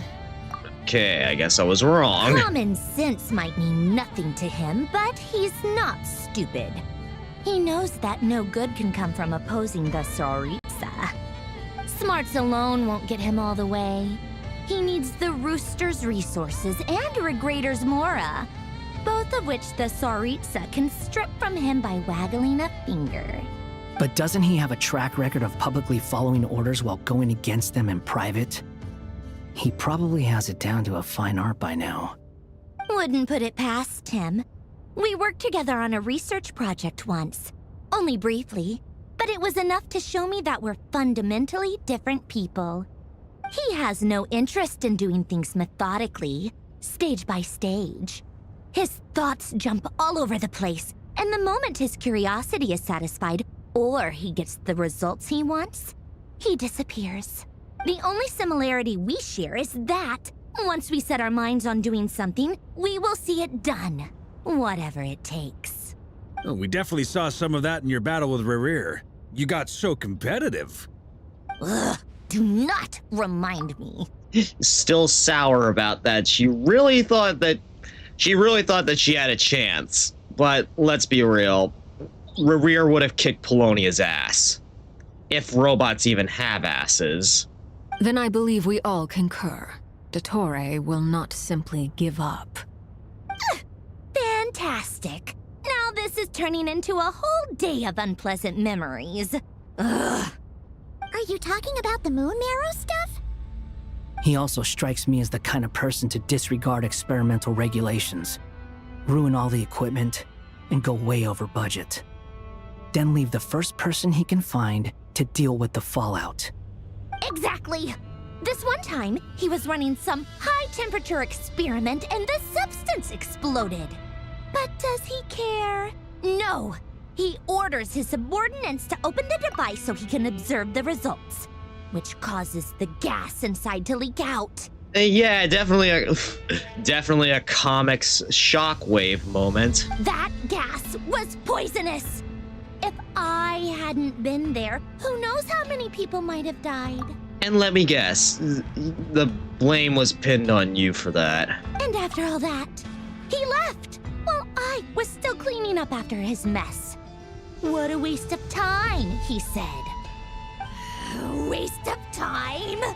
The nerve! He wasted my time! I just saw Columbina poking her cheeks. That was too funny. That was too funny. Also, I forgot what I was gonna say there. Maybe looking back at the dialogue. What a waste of my time. Oh, right, now I remember. Wasn't this the... Yeah, remember, this is the guy who cloned himself, like, many times, so it might not have actually been, well, him. Might have just been a random clone of him. You've been bottling that up for a while, huh? Hat guy, I must say, you seem awfully familiar with internal Fatui affairs. Especially when it comes to Dottore. Yeah, how do you not recognize him? Thank you, Lady Harbingers, for providing such valuable information. I have no other questions for now, so I'll be on my way. Wait, what? You're just gonna leave? Well, I mean, he got what he wanted, I guess. You're welcome to join if you want. Okay, he's gonna hunt. Just when Paimon thought he'd finally mellowed out. No, he's about to hunt him down. He's about to hunt Dottore down, and when he finds Dottore, things are about to get ugly quickly. He makes quite the impression. I'll say. I've met tons of headstrong people, but not many of them would join me in bad-mouthing Dottore. Anyway, back to the main agenda. Barca, you said that Columbina has gone missing? Or rather, disappeared. She's right behind you. She was literally poking your cheek a few minutes ago. Yeah. We're working on building a connection between her and this world. The simplest method is to find out her real name.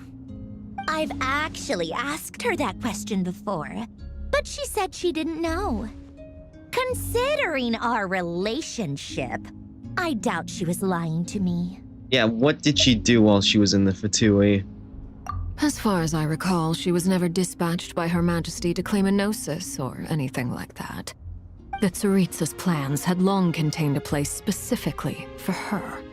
I I always thought that was weird. What could she do that the rest of us couldn't? Well, I mean, she was a moon goddess, so... Knowing what we do now, it's probably something related to Kavaki, right? More than likely. When she first arrived, Columbina would often go to Her Majesty and ask when she could start the task assigned to her.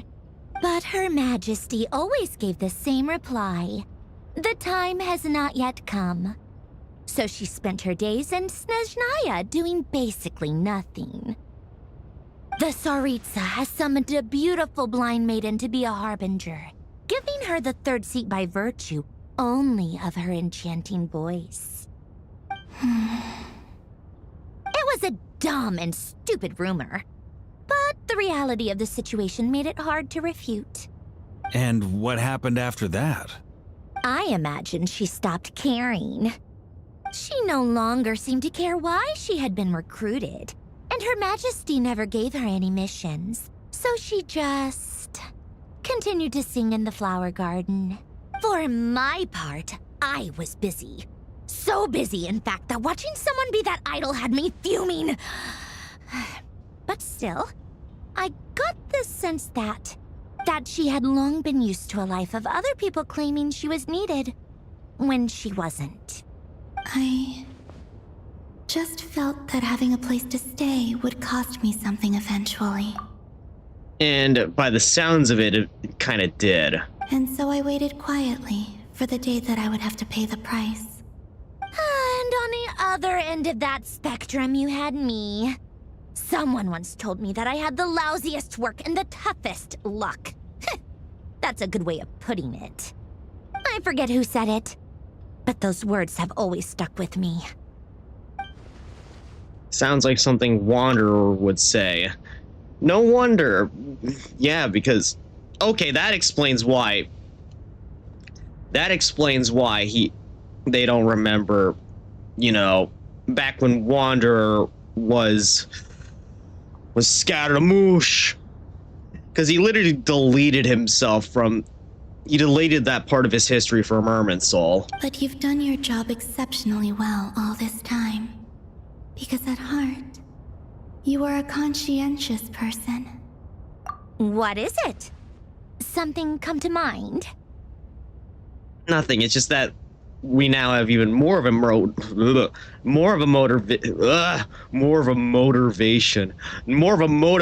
to learn her name now. I want to shout it to her from the rooftops. That makes sense. Nothing screams "you are needed" like your name shouted from across the town. Well, good luck with it. But if you ask me, Columbina is still the most shoutable name. I'm just so used to it now, after all the arguments we've had. I can't be bothered trying to remember another name for her. Nor I. Sandrone. Harlequino. You chat further about interesting moments, but the time comes that we have to leave. Huh, oh, random Sealy. Does that mean Nicole has news for us? Wait, what? Ladies, I thank you for your hospitality. If the chance ever comes up, I definitely owe you both a drink sometime. I'm sure it will. You can make your own way out. Heck, you've been here enough times, you probably know your way around better than I do. Okay, time to do what adventurers do best. Follow that Sealy! Just had to call out player behaviors, did you, Paimon? Oh, by the way, I don't think there's been a single Sealy that we've had to, you know, lead until, like, Here I don't you even are. remember. Like, Natlan? Maybe Fontaine. Oh, that guy. How come you're back so soon? Did things go all right with the Fatui? Fine. Dotori's been summoned home by the Tsaritsa. Couldn't get much more than that. How about you? Any progress with the investigation? Unfortunately not. We've tried everything. Different phantoms, different locations, different points in history. But the results were the same each time. Abyssal monsters roaming the land. People crying out in despair, with no hope of being rescued.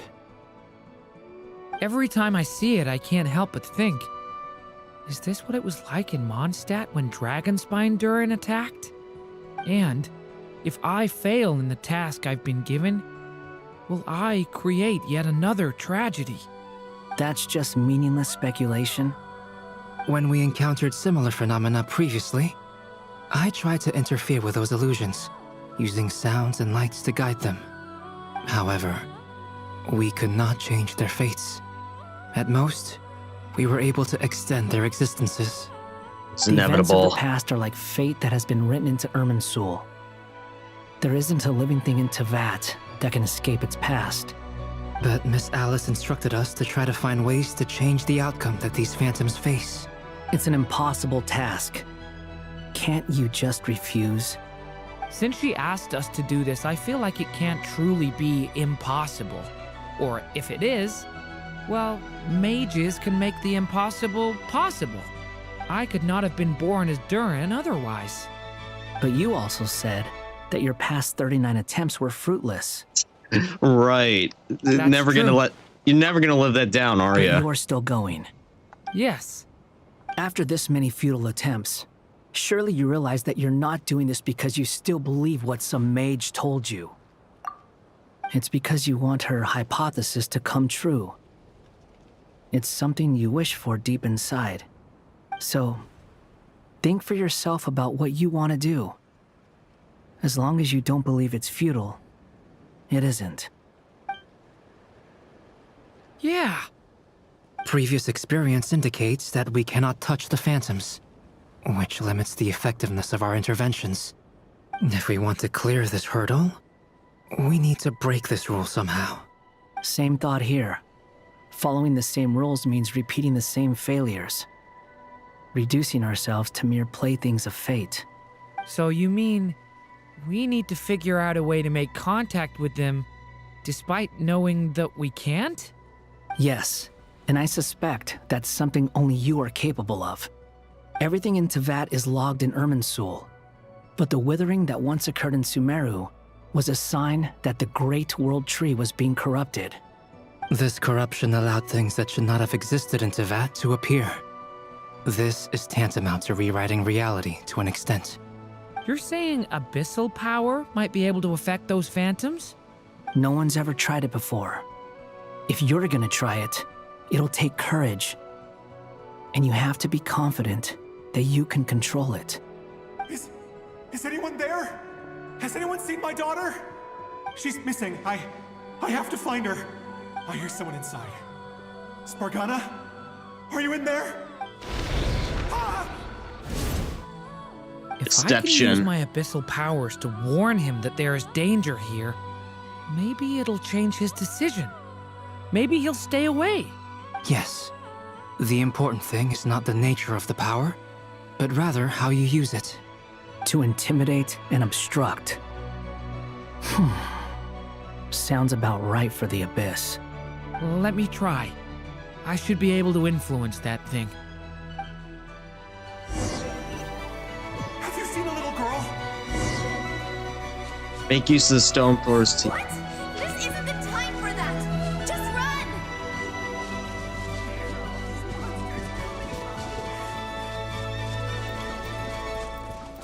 I hear someone inside. Spargana? Are you in there?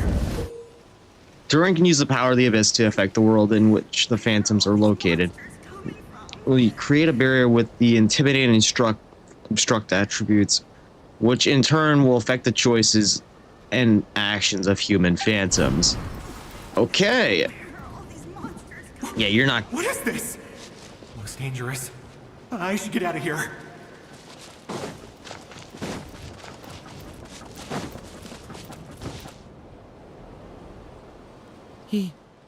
He really left. Ha! We did it! Don't celebrate too soon. Follow him. See what he does next.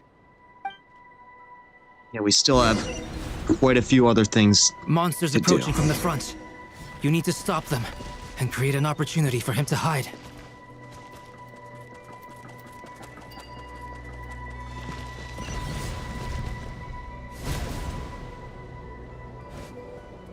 Help me!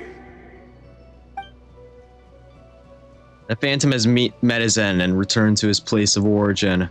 Okay, so we have infinite amount of attempts to reset this. Now I gotta find the area where Monsters approaching from the front. You need to stop them and create an opportunity for him to hide.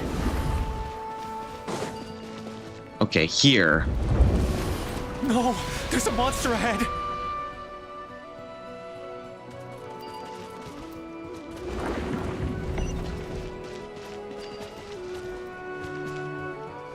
This is a bit like a puzzle here. Is that the barrier I saw earlier? Why is it appearing now? It's as if someone's controlling it. Oh no, they're becoming self-aware. The monster's gone. Is it safe now? I would think so.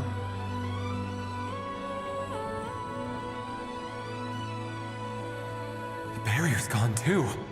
How odd. Anyway, I guess I'll keep going. Quickly, let's keep up.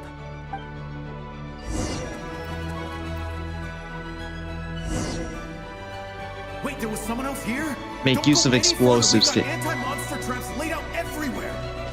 make use of explosives. But my daughter must just be up ahead. I have to go. This way's blocked. Okay, I could plant an explosive there. Duran's abyssal power can affect phantom explosive barrels, causing the explosives that could clear obstacles and deal damage to monsters. However, these explosions can also cause damage to human phantoms, so use them with caution. We might be able to use the explosive. Yeah, you got there a bit too soon.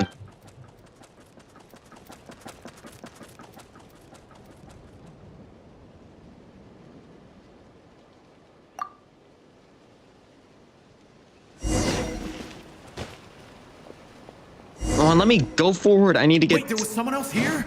Don't go any further. We've got anti-monster traps laid out everywhere. But my daughter must just be up ahead. I have to go. This way's blocked.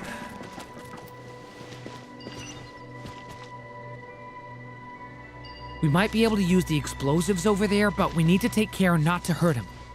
Okay, over here then. Okay, that sets up a barrier. I'll use the barrier to keep him at a safe distance.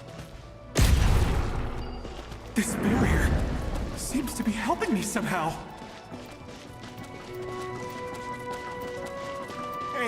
Hey, wake up! Oh, no good. Gotta keep moving ahead.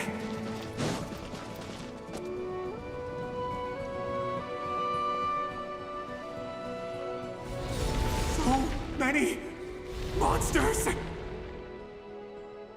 There's still a chance, Duran. Use the traps. So what do you want me to do? Just set them off like fireworks? Hey. I guess that's what I'm gonna do then. Bombs away! Bombs away! Bombs away!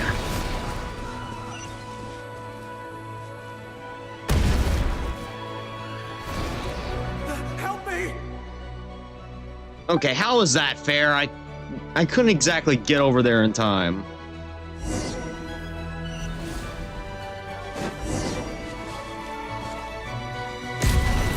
Alright, well, I'll try it again, see if that does it.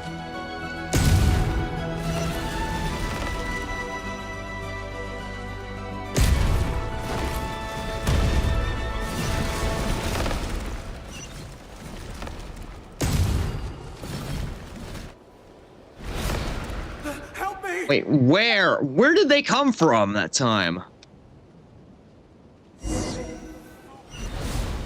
I didn't see them. Okay, that was a bit too soon. Bruh.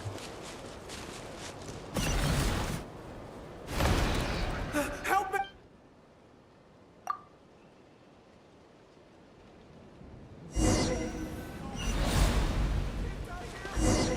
Honestly, bro's gone a bit too far.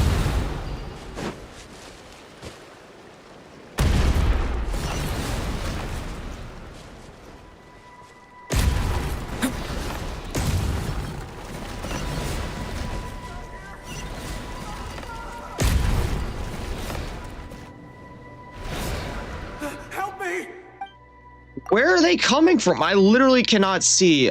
I destroyed the ones that were literally right in front of him.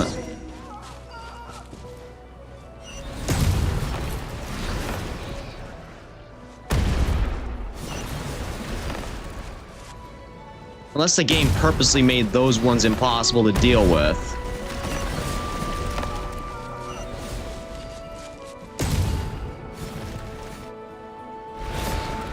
Help me!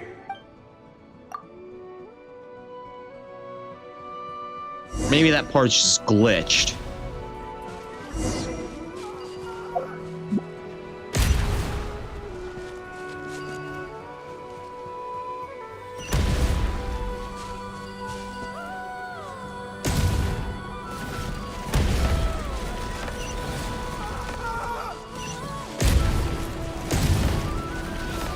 Okay, I just had to be faster.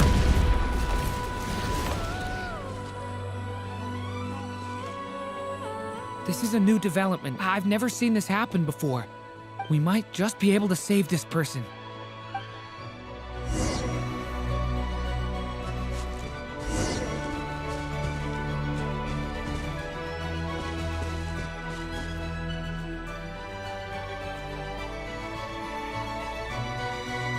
Hello there. Have you seen my daughter? Spargana's her name. She's carrying a large backpack. Get out while you still can, you fool. You won't find any survivors here. But I can't just leave her here. She must be so scared right now. Sorry. Wish I could help, but I haven't seen her. You'll just have to keep looking. Okay, thank you. If I do find her, I'll get her to shelter and come back for you. Don't bother. I've got nowhere left to go. What's that noise? Monster! No, if he goes inside, he'll be walking into a trap. Let's try this once more. This time, we have to stop him. The rescue has reached a dead end. All that can be done is wait for another chance. Hey! Okay, here. Why? How will I know where Spargana's gone like this? You know what? I'll trust this strange barrier. It's gotten me this far after all.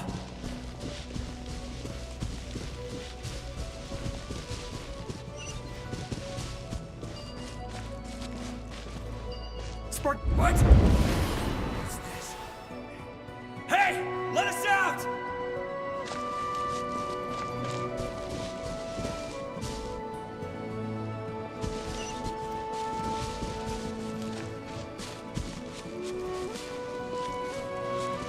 Was I just not supposed to do that, or...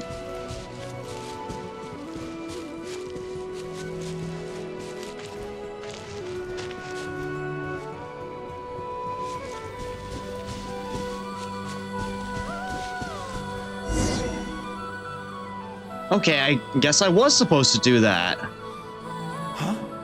That looks like one of my daughter's books. Thank you. Thank you. Yes, it's one of hers for sure. That's her name on it right there. She left her backpack here. Durin, just like last time. Use the explosives.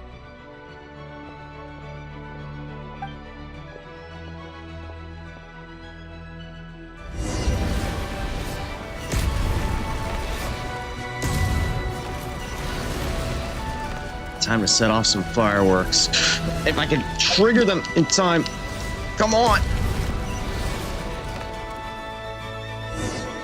Wow, they just completely surrounded the area. It won't work. There's not enough left. If he makes it in, he'll die. But then, this clue could be the key to him finding his daughter. It might not be the only one. Better he misses that clue than loses his life. I guess so. Alright, then we'll block the gate ahead then. Stop him, Durin. We can't let him get any further in. That's my daughter's book! She's passed this way! Why? Why won't you let me go in? It's a trap! I've searched and searched and searched just for this! But how will I find her without any clues? I no longer have anywhere else to go.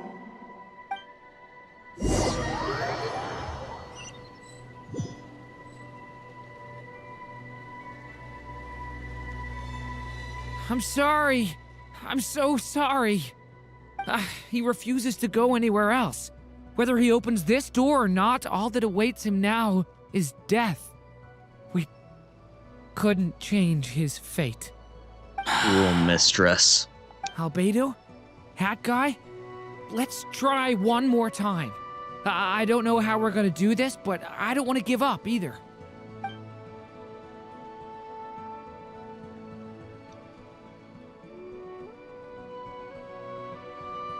Why am I here? What's going on? All these scenes running through my head. Where are they from? Huh? What's going on? His reactions have changed. Breaking the cycle. How many times have I... What's happening to me? Huh? Wait. Who are you? He's becoming aware. You can see us now?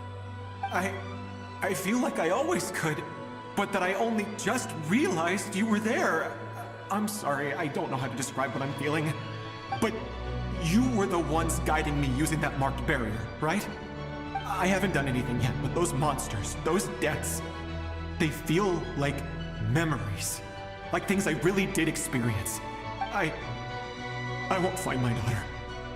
In fact, I'll ultimately die trying to find her. Isn't that right?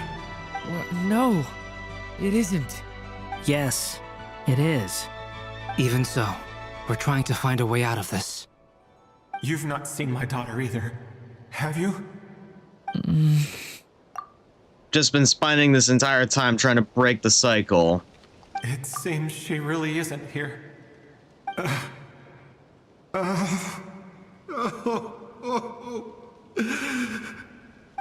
I'm sorry we couldn't help you.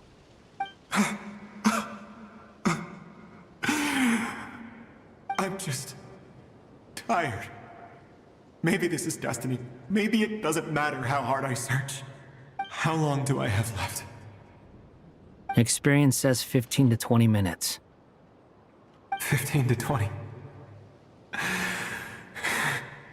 Thank you for all your help. Let's rest a while.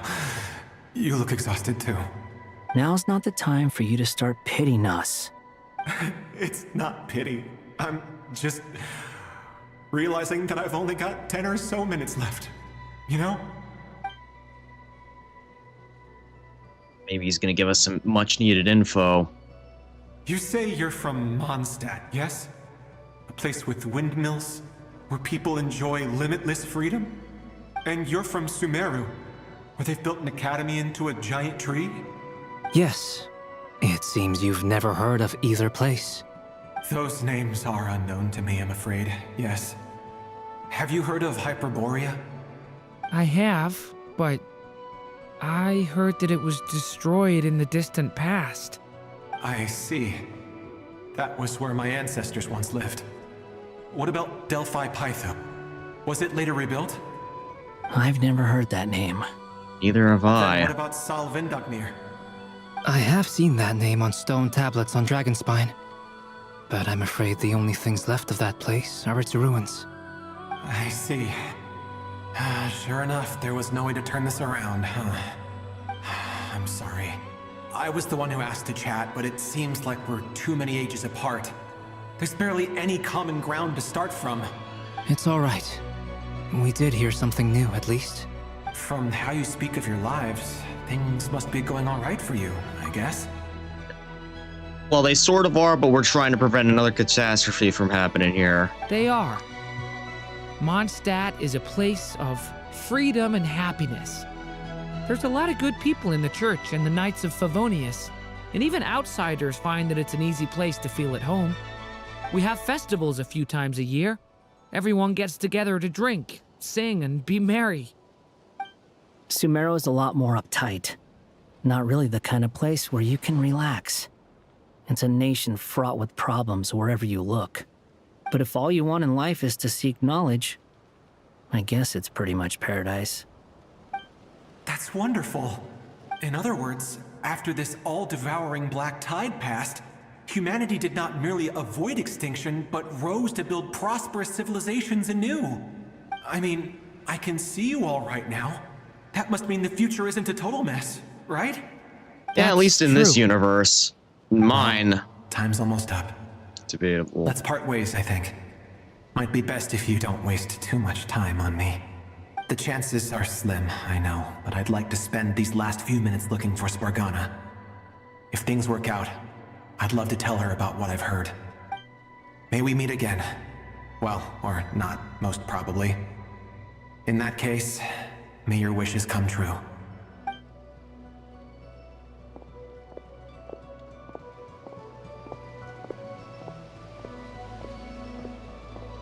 He's gone. In a few minutes, he will meet the end that was his to begin with.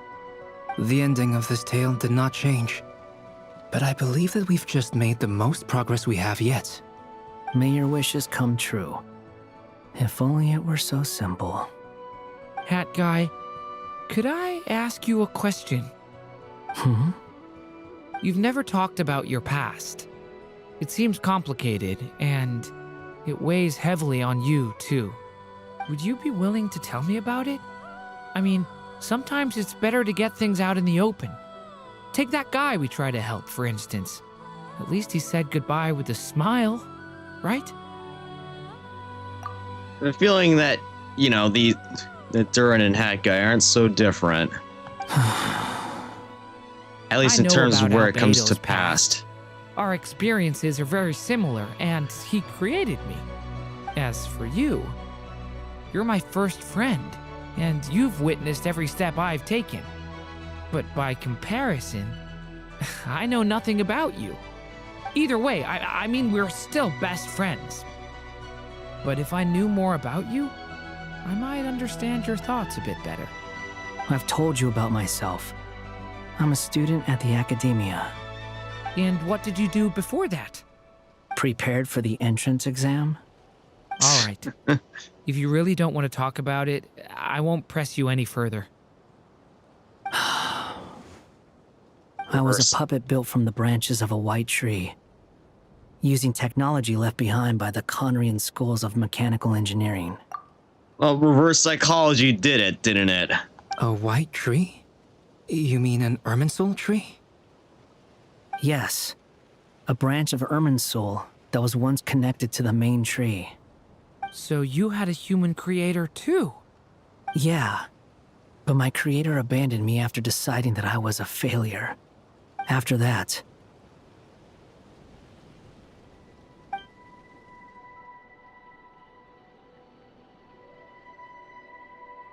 Durin. Resisting the influence of the Abyss, suppressing the urge to destroy, trying to do the right thing. None of these things are easy, but no matter how hard they are, trying to rewrite past wrongs is far harder. You asked me if you would create a new tragedy if you failed. I told you there was no point speculating about that, but the real answer is, yes, you absolutely will. That guy.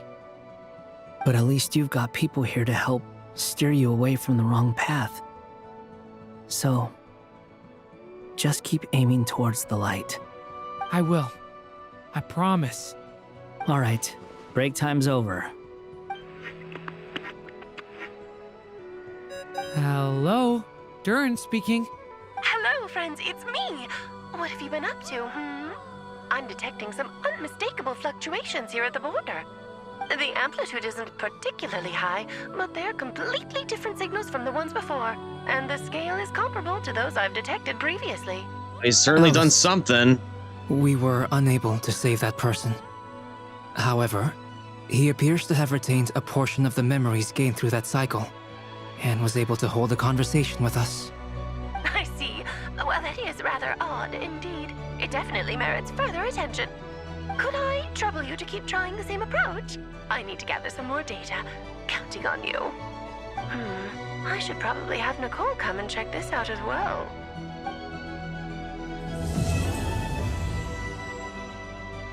Oh, that's chapter over.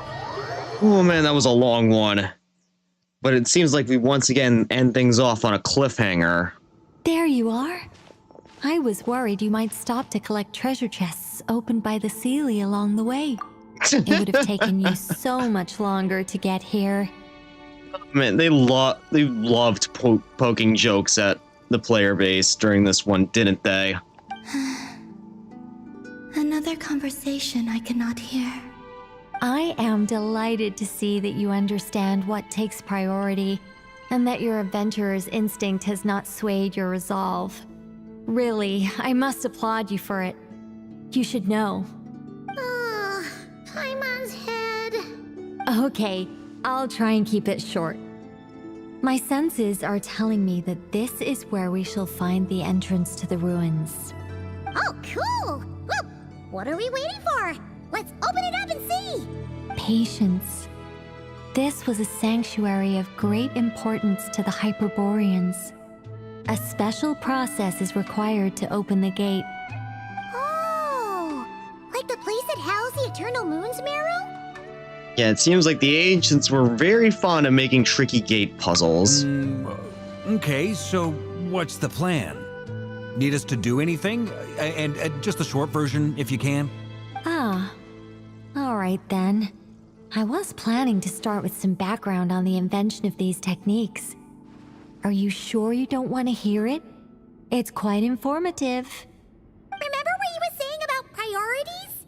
Fine. Simply put, we need 3 human representatives to successfully undergo a process of Kuvaki resonance. Think of it as a test from the 3 moon goddesses to see if the entrants are qualified, with the most recognizable qualification being Kuvaki. Pretty sure Lauma would ace that test. Oh, wait. But we need 3 people. Don't worry, we got another one here. I also have no doubt that the Moon Chanter would be qualified. But we would need 2 other people with the same constitution.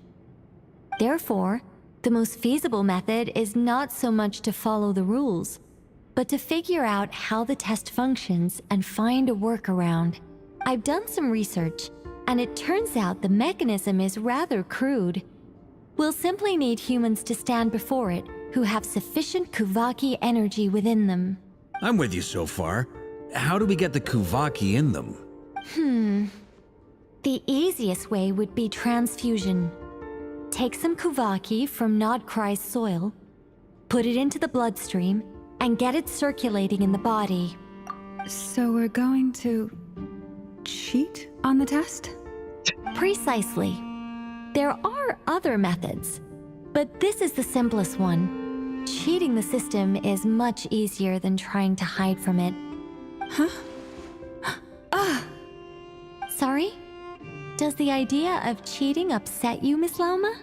No, that's not it. I suddenly had an idea. Oh, what is it? It's about Moon Prayer Night. I figured out a way for Kutar to join in the festivities. Huh? But as Paimon said, we need to have our priorities straight. Let's get back to the test. I'll follow up with Nefer on the festival arrangements. Oh, okay. Anyway, is this really the best method we have? A Kuvaki transfusion sounds dangerous, no matter how you slice it. I mean, it can't be that dangerous, right? It's just digging up a piece of soil, stick a needle in it, extract Kuvaki out of it, and then inject it into your own bloodstream, right? Although, let's be real, the soil might be contaminated with other materials. It doesn't matter. Probably the best option we have right now. If you think that's dangerous, wait till you hear the other methods. I'd be more than happy to go through them if you'd like. There are several. No need, we're good. Let's go with this one. Very well. Kuvaki transfusion it is.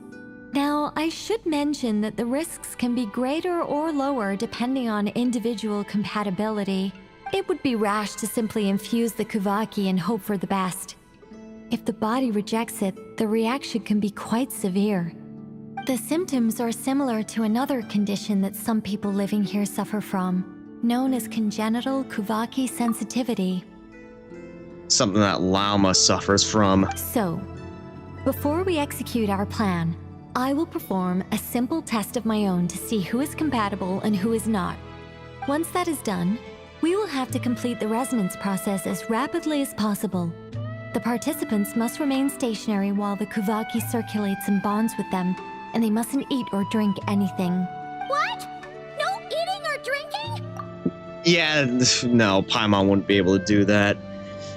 So thus, she's automatically void from the test. That's some hardcore fasting. They'll all be monks by the time they're through. 3 days. Oh, that's so long! And we still need to find 2 more people who are not just compatible, but also willing to volunteer. Well, you got one. That'd be me. Fasting? What are they talking about? Really? Yep, me. Don't you want to think this through? Haha, count me in too. 3 days without food? I can handle that. Miss Nicole has made it clear that this is the easiest way. The way I see it, there's nothing else to discuss. It's time to step up. Yeah, compared to having Columbina disappear completely, fasting for a few days is nothing. Yeah, you're right. In that case, Paimon volunteers to be captain of logistics. She'll keep the fires lit and grab some spare clothes to keep you comfortable. Then we'll start with you first, Traveler. Please step forward.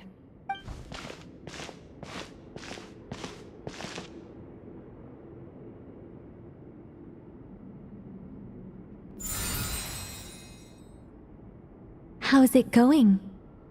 Do you feel anything? No, because I've felt like this before. How about now? Nope.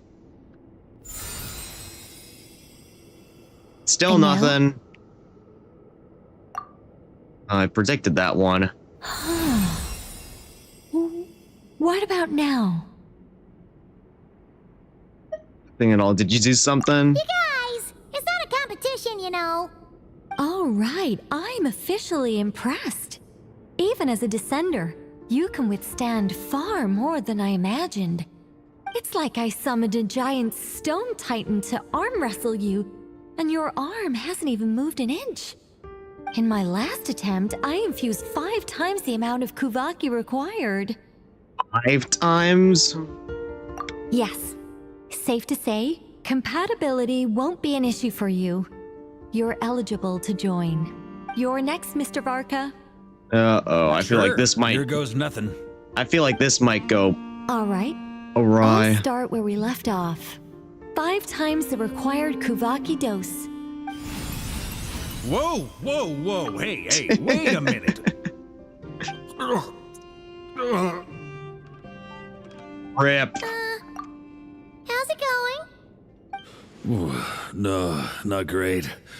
I kind of want to puke. Feels like I've been drinking too much.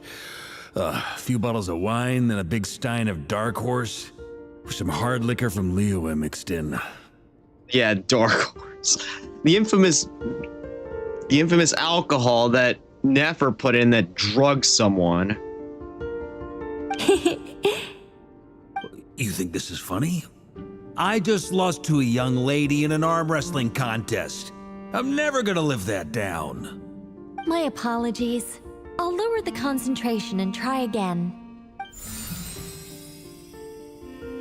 Oh. How's it going now? I'm not as dizzy as last time, but I can still feel it pulsing around.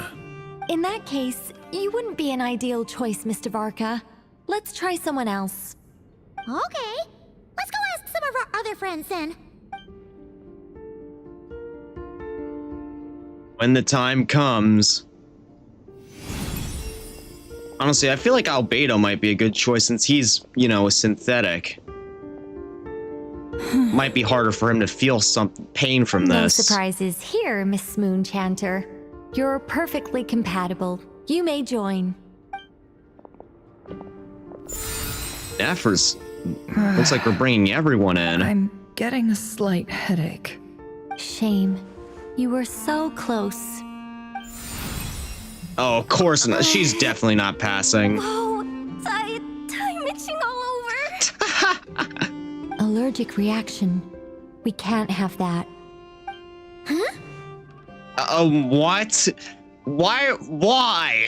Well, are you gonna start a what?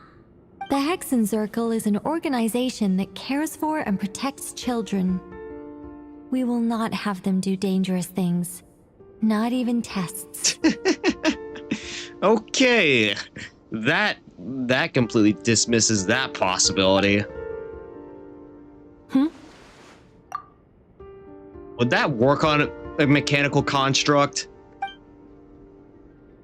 Is something the matter? The candidates have to be human. Okay, I guess not.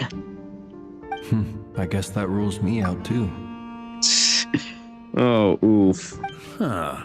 Everyone except the Moonchanter got beaten. Guess I don't need to feel so bad after all. I mean, looks like this isn't gonna be as easy as we thought. Perhaps I could ask for volunteers among the Frost Moon Scions. I'll see about talking to some trusted Lightkeeper colleagues. Itlua springs to mind. In fact, I think we had some former Frost Moon Scions join our ranks recently. Can you give me the scientific explanation for how the test works? I can probably make some kind of test bot. Then we can just zip through Nasha Town, going up to people and pressing a button to check their status. Wouldn't that be way easier? No. Wow! No elaboration for once. Probably ethics has to do with that. How about I contact the Knights of Favonia's garrison in the Wave Chaser plane? Shame that Lohan's already left. And that guy's even tougher than I am. Strange. The moon goddess is clearly revered by many people. So why is she on the brink of disappearing? She mentioned that the world has rejected her from the very beginning. And when we fought the Reikir of Solnari, it seemed like she exhausted her power for our sake. Also, Paimon's not sure revered is the right word for how people feel about her. Gratitude, certainly. For my part, anyway. It's basic reciprocity. She helped us, so she deserves our help in return. Yeah. Even though she looked like she didn't care, she still saved a ton of people, including me. A review of the relevant data leads me to conclude that Miss Columbina is a good person. Yep, you bet! They really think so? I'm super surprised that Columbina isn't her actual name, though. I think it really suits her. It's light and graceful and... yeah, just a really pretty name. I know, right? Unfortunately, that's not our decision to make. Columbina. That was the code name the Fatui gave me. But it also came up in the song I heard when I was born. But... is that really all there is to it? What do I truly think of my own name? Is there anyone left who will still call me by that name? He told me to pick whatever name took my fancy. Why did I pick Columbina? Maybe because I felt she never wanted to become Kutar and be worshipped as a god. Moon Prayer Night is getting closer by the day. We're running out of time. We need to look for other candidates. Oh! Well, I think we just had one walk in on us. Then allow me to try. Huh? What are you doing here? You contacted your friends via the Adventurers Guild. Sandrone has been keeping an eye out for something like that, so she informed me. Since I have the ability to accommodate a moon marrow, I should prove to be a suitable candidate. Arlecchino. When can we begin? I see. We can begin right away.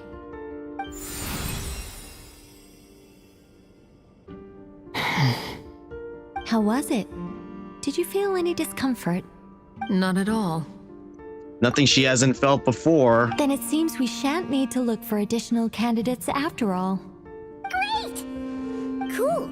Alright, like Paimon said, the rest of us can take turns making sure the three of them stay warm and comfy. Then, my job is to take care of the caretakers. I will ensure everyone receives food and accommodation. Yeah, let's do it. No time to waste. I'm ready as well.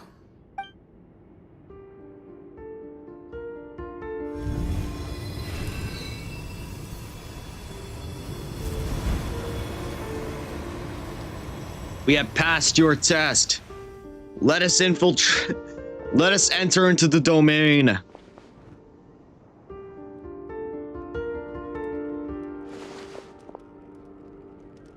Okay, I guess we just have to sit like this for 3 days. Even Columbina's sleeping. It's kind of funny.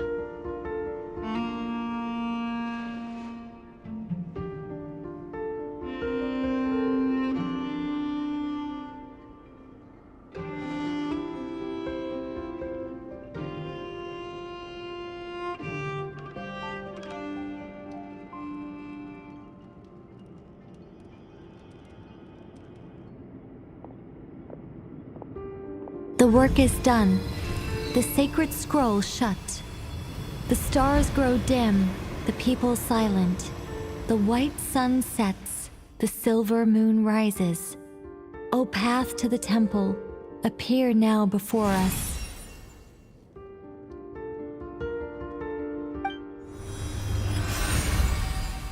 Wow!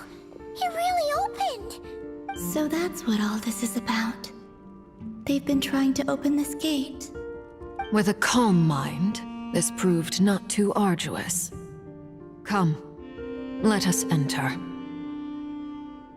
Wait. It might be best to eat something first. Take care to chew properly and swallow slowly. It will give your body time to readjust to the digestion process. They will head in soon. They will need to enter this gate.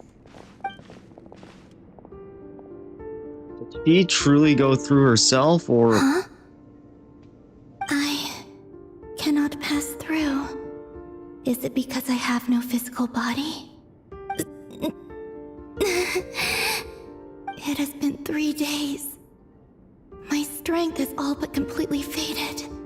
Can I really hold on until Moon Prayer Night? She will, she has to. Wow, it just automatically thrust us right into the start of chapter 6. But that's gonna be that's gonna have to be where we cap it off for tonight, at least in terms of the story. Collect that Linoculus real quick. And since, you know, since I said I'd do it, it's time we... Wait, hold up. I might want to first collect my witches from Act 5. And then we could do the summons. Again, I think I'm expecting it to take no more than 3 10 pulls. So let's do it. Let's get right into it.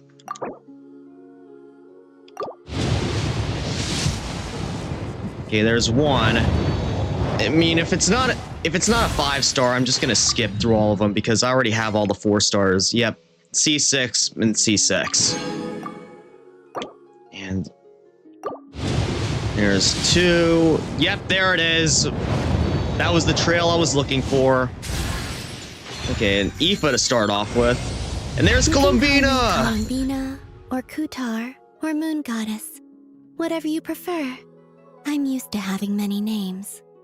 The moon's blessing is yours, whenever you might find yourself in need. You know what's funny? I do know that I lost the 50-50, so I know I was guaranteed on getting her, but her silhouette is just, it's a black overlay that covers the entire screen, so that's a very easy way to tell that you got her. Anyways, the chance of a double 5-star, perhaps? It'd be great if it happened on stream. It's never happened to me once yet. Another Aoife, and that's it. I think, though, because I have so many left... Well, actually, first thing I might want to do is get New Valette's outfit. Because...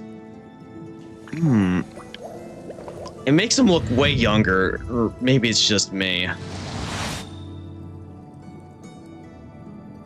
Yeah, he definitely looks a lot younger with this outfit on. He's wearing the... He's doing the Yelan thing with the sleeves, which... It's a bit strange to me, but... It works, I guess. But anyways, I'm gonna get this while I have Genesis crystals on me. It would be remiss not to return the sincerity of the Melizine's thoughtful gesture. I shall procure suitable gifts as thanks. And I guess I'll do one more 10 pull on Columbina's banner, and then one on the weapons banner, because I got Columbina's signature, but I didn't get Ineffa's. And Ineffa's, from what I've heard, is pretty good, so I'll do one on weapons and then one on the character. Okay, yeah, just a 4-star. Time to just skip through these. Wow, got Fischl and her weapon. All right, last 10 pull for the night. And it's also a 4-star. Oh, well, I guess I'll save the rest of my Genesis crystals for when... I'm yet to see what the actual banners for next patch are. I do know that there's also a character dropping in the next... There's a new character dropping in the next banner phase. It seems like she might be interesting, so... First things first, let's scroll all the way down to our precious moon goddess and see how her weapon and... Actually, why am I doing it like this? I could do it like this and it's way faster. Let's pull her up and put her with her weapon, see how well they match. Okay, yeah, I'm willing to bet it will match a little bit better once it's upgraded, but it does suit her pretty well. And I do actually have one. I grinded the artifact domain, and I got like one artifact for her that's actually good. But first, I gotta set the filter, and get it here. There we go. There it is. Crit rate, crit damage, and energy recharge. Even though she could prosper a little bit better with HP, but attack is fine, especially if I want to consider using her as like main DPS, because she is a catalyst, and catalyst users can typically serve well as main DPSs. But as for her remaining pieces, yeah, nothing. Well, this might be promising, but I definitely want to have like a double crit. And yeah, nothing here. Nothing really here. I want to have crit rate and crit damage. And nothing. This one, maybe. Yeah, crit damage. Actually, you know what? Yeah, that might be the one I use for now. At least until I get something better. But yeah, there's my totally complete Columbina build for now. I guess I'm gonna wait. Might do a little bit of raising for her next time I'm on here. But yeah, that's gonna be where I ended off for tonight, ladies and gentlemen. Even the most unassuming ingredients can produce astounding flavor. But unlocking that potential takes a keen sense of smell, a refined palate, and an open mind. Let me actually see if there's any way for me to access down here after, you know, after I leave. Okay, good. I just have to climb or descend my way down. Cause yeah, it's gonna be a while till I do that. The follow-up quest. Good lord, that sound though. Anyways, guys, that's gonna be it for tonight. It was a good stream. A good story, and you know, we managed to get Columbina and her weapon. Although, you know, one of those happened off stream. Now, I am planning on streaming tomorrow and Sunday. Again, with how the week's been treating me, I'm not sure what I'm gonna be doing, but we'll play it by ear. We'll see what I feel like streaming when I feel like streaming it. Till next time, cadets and citizens, take care. Have some fun out there. Best of luck in your future endeavors. Until next time, farewell.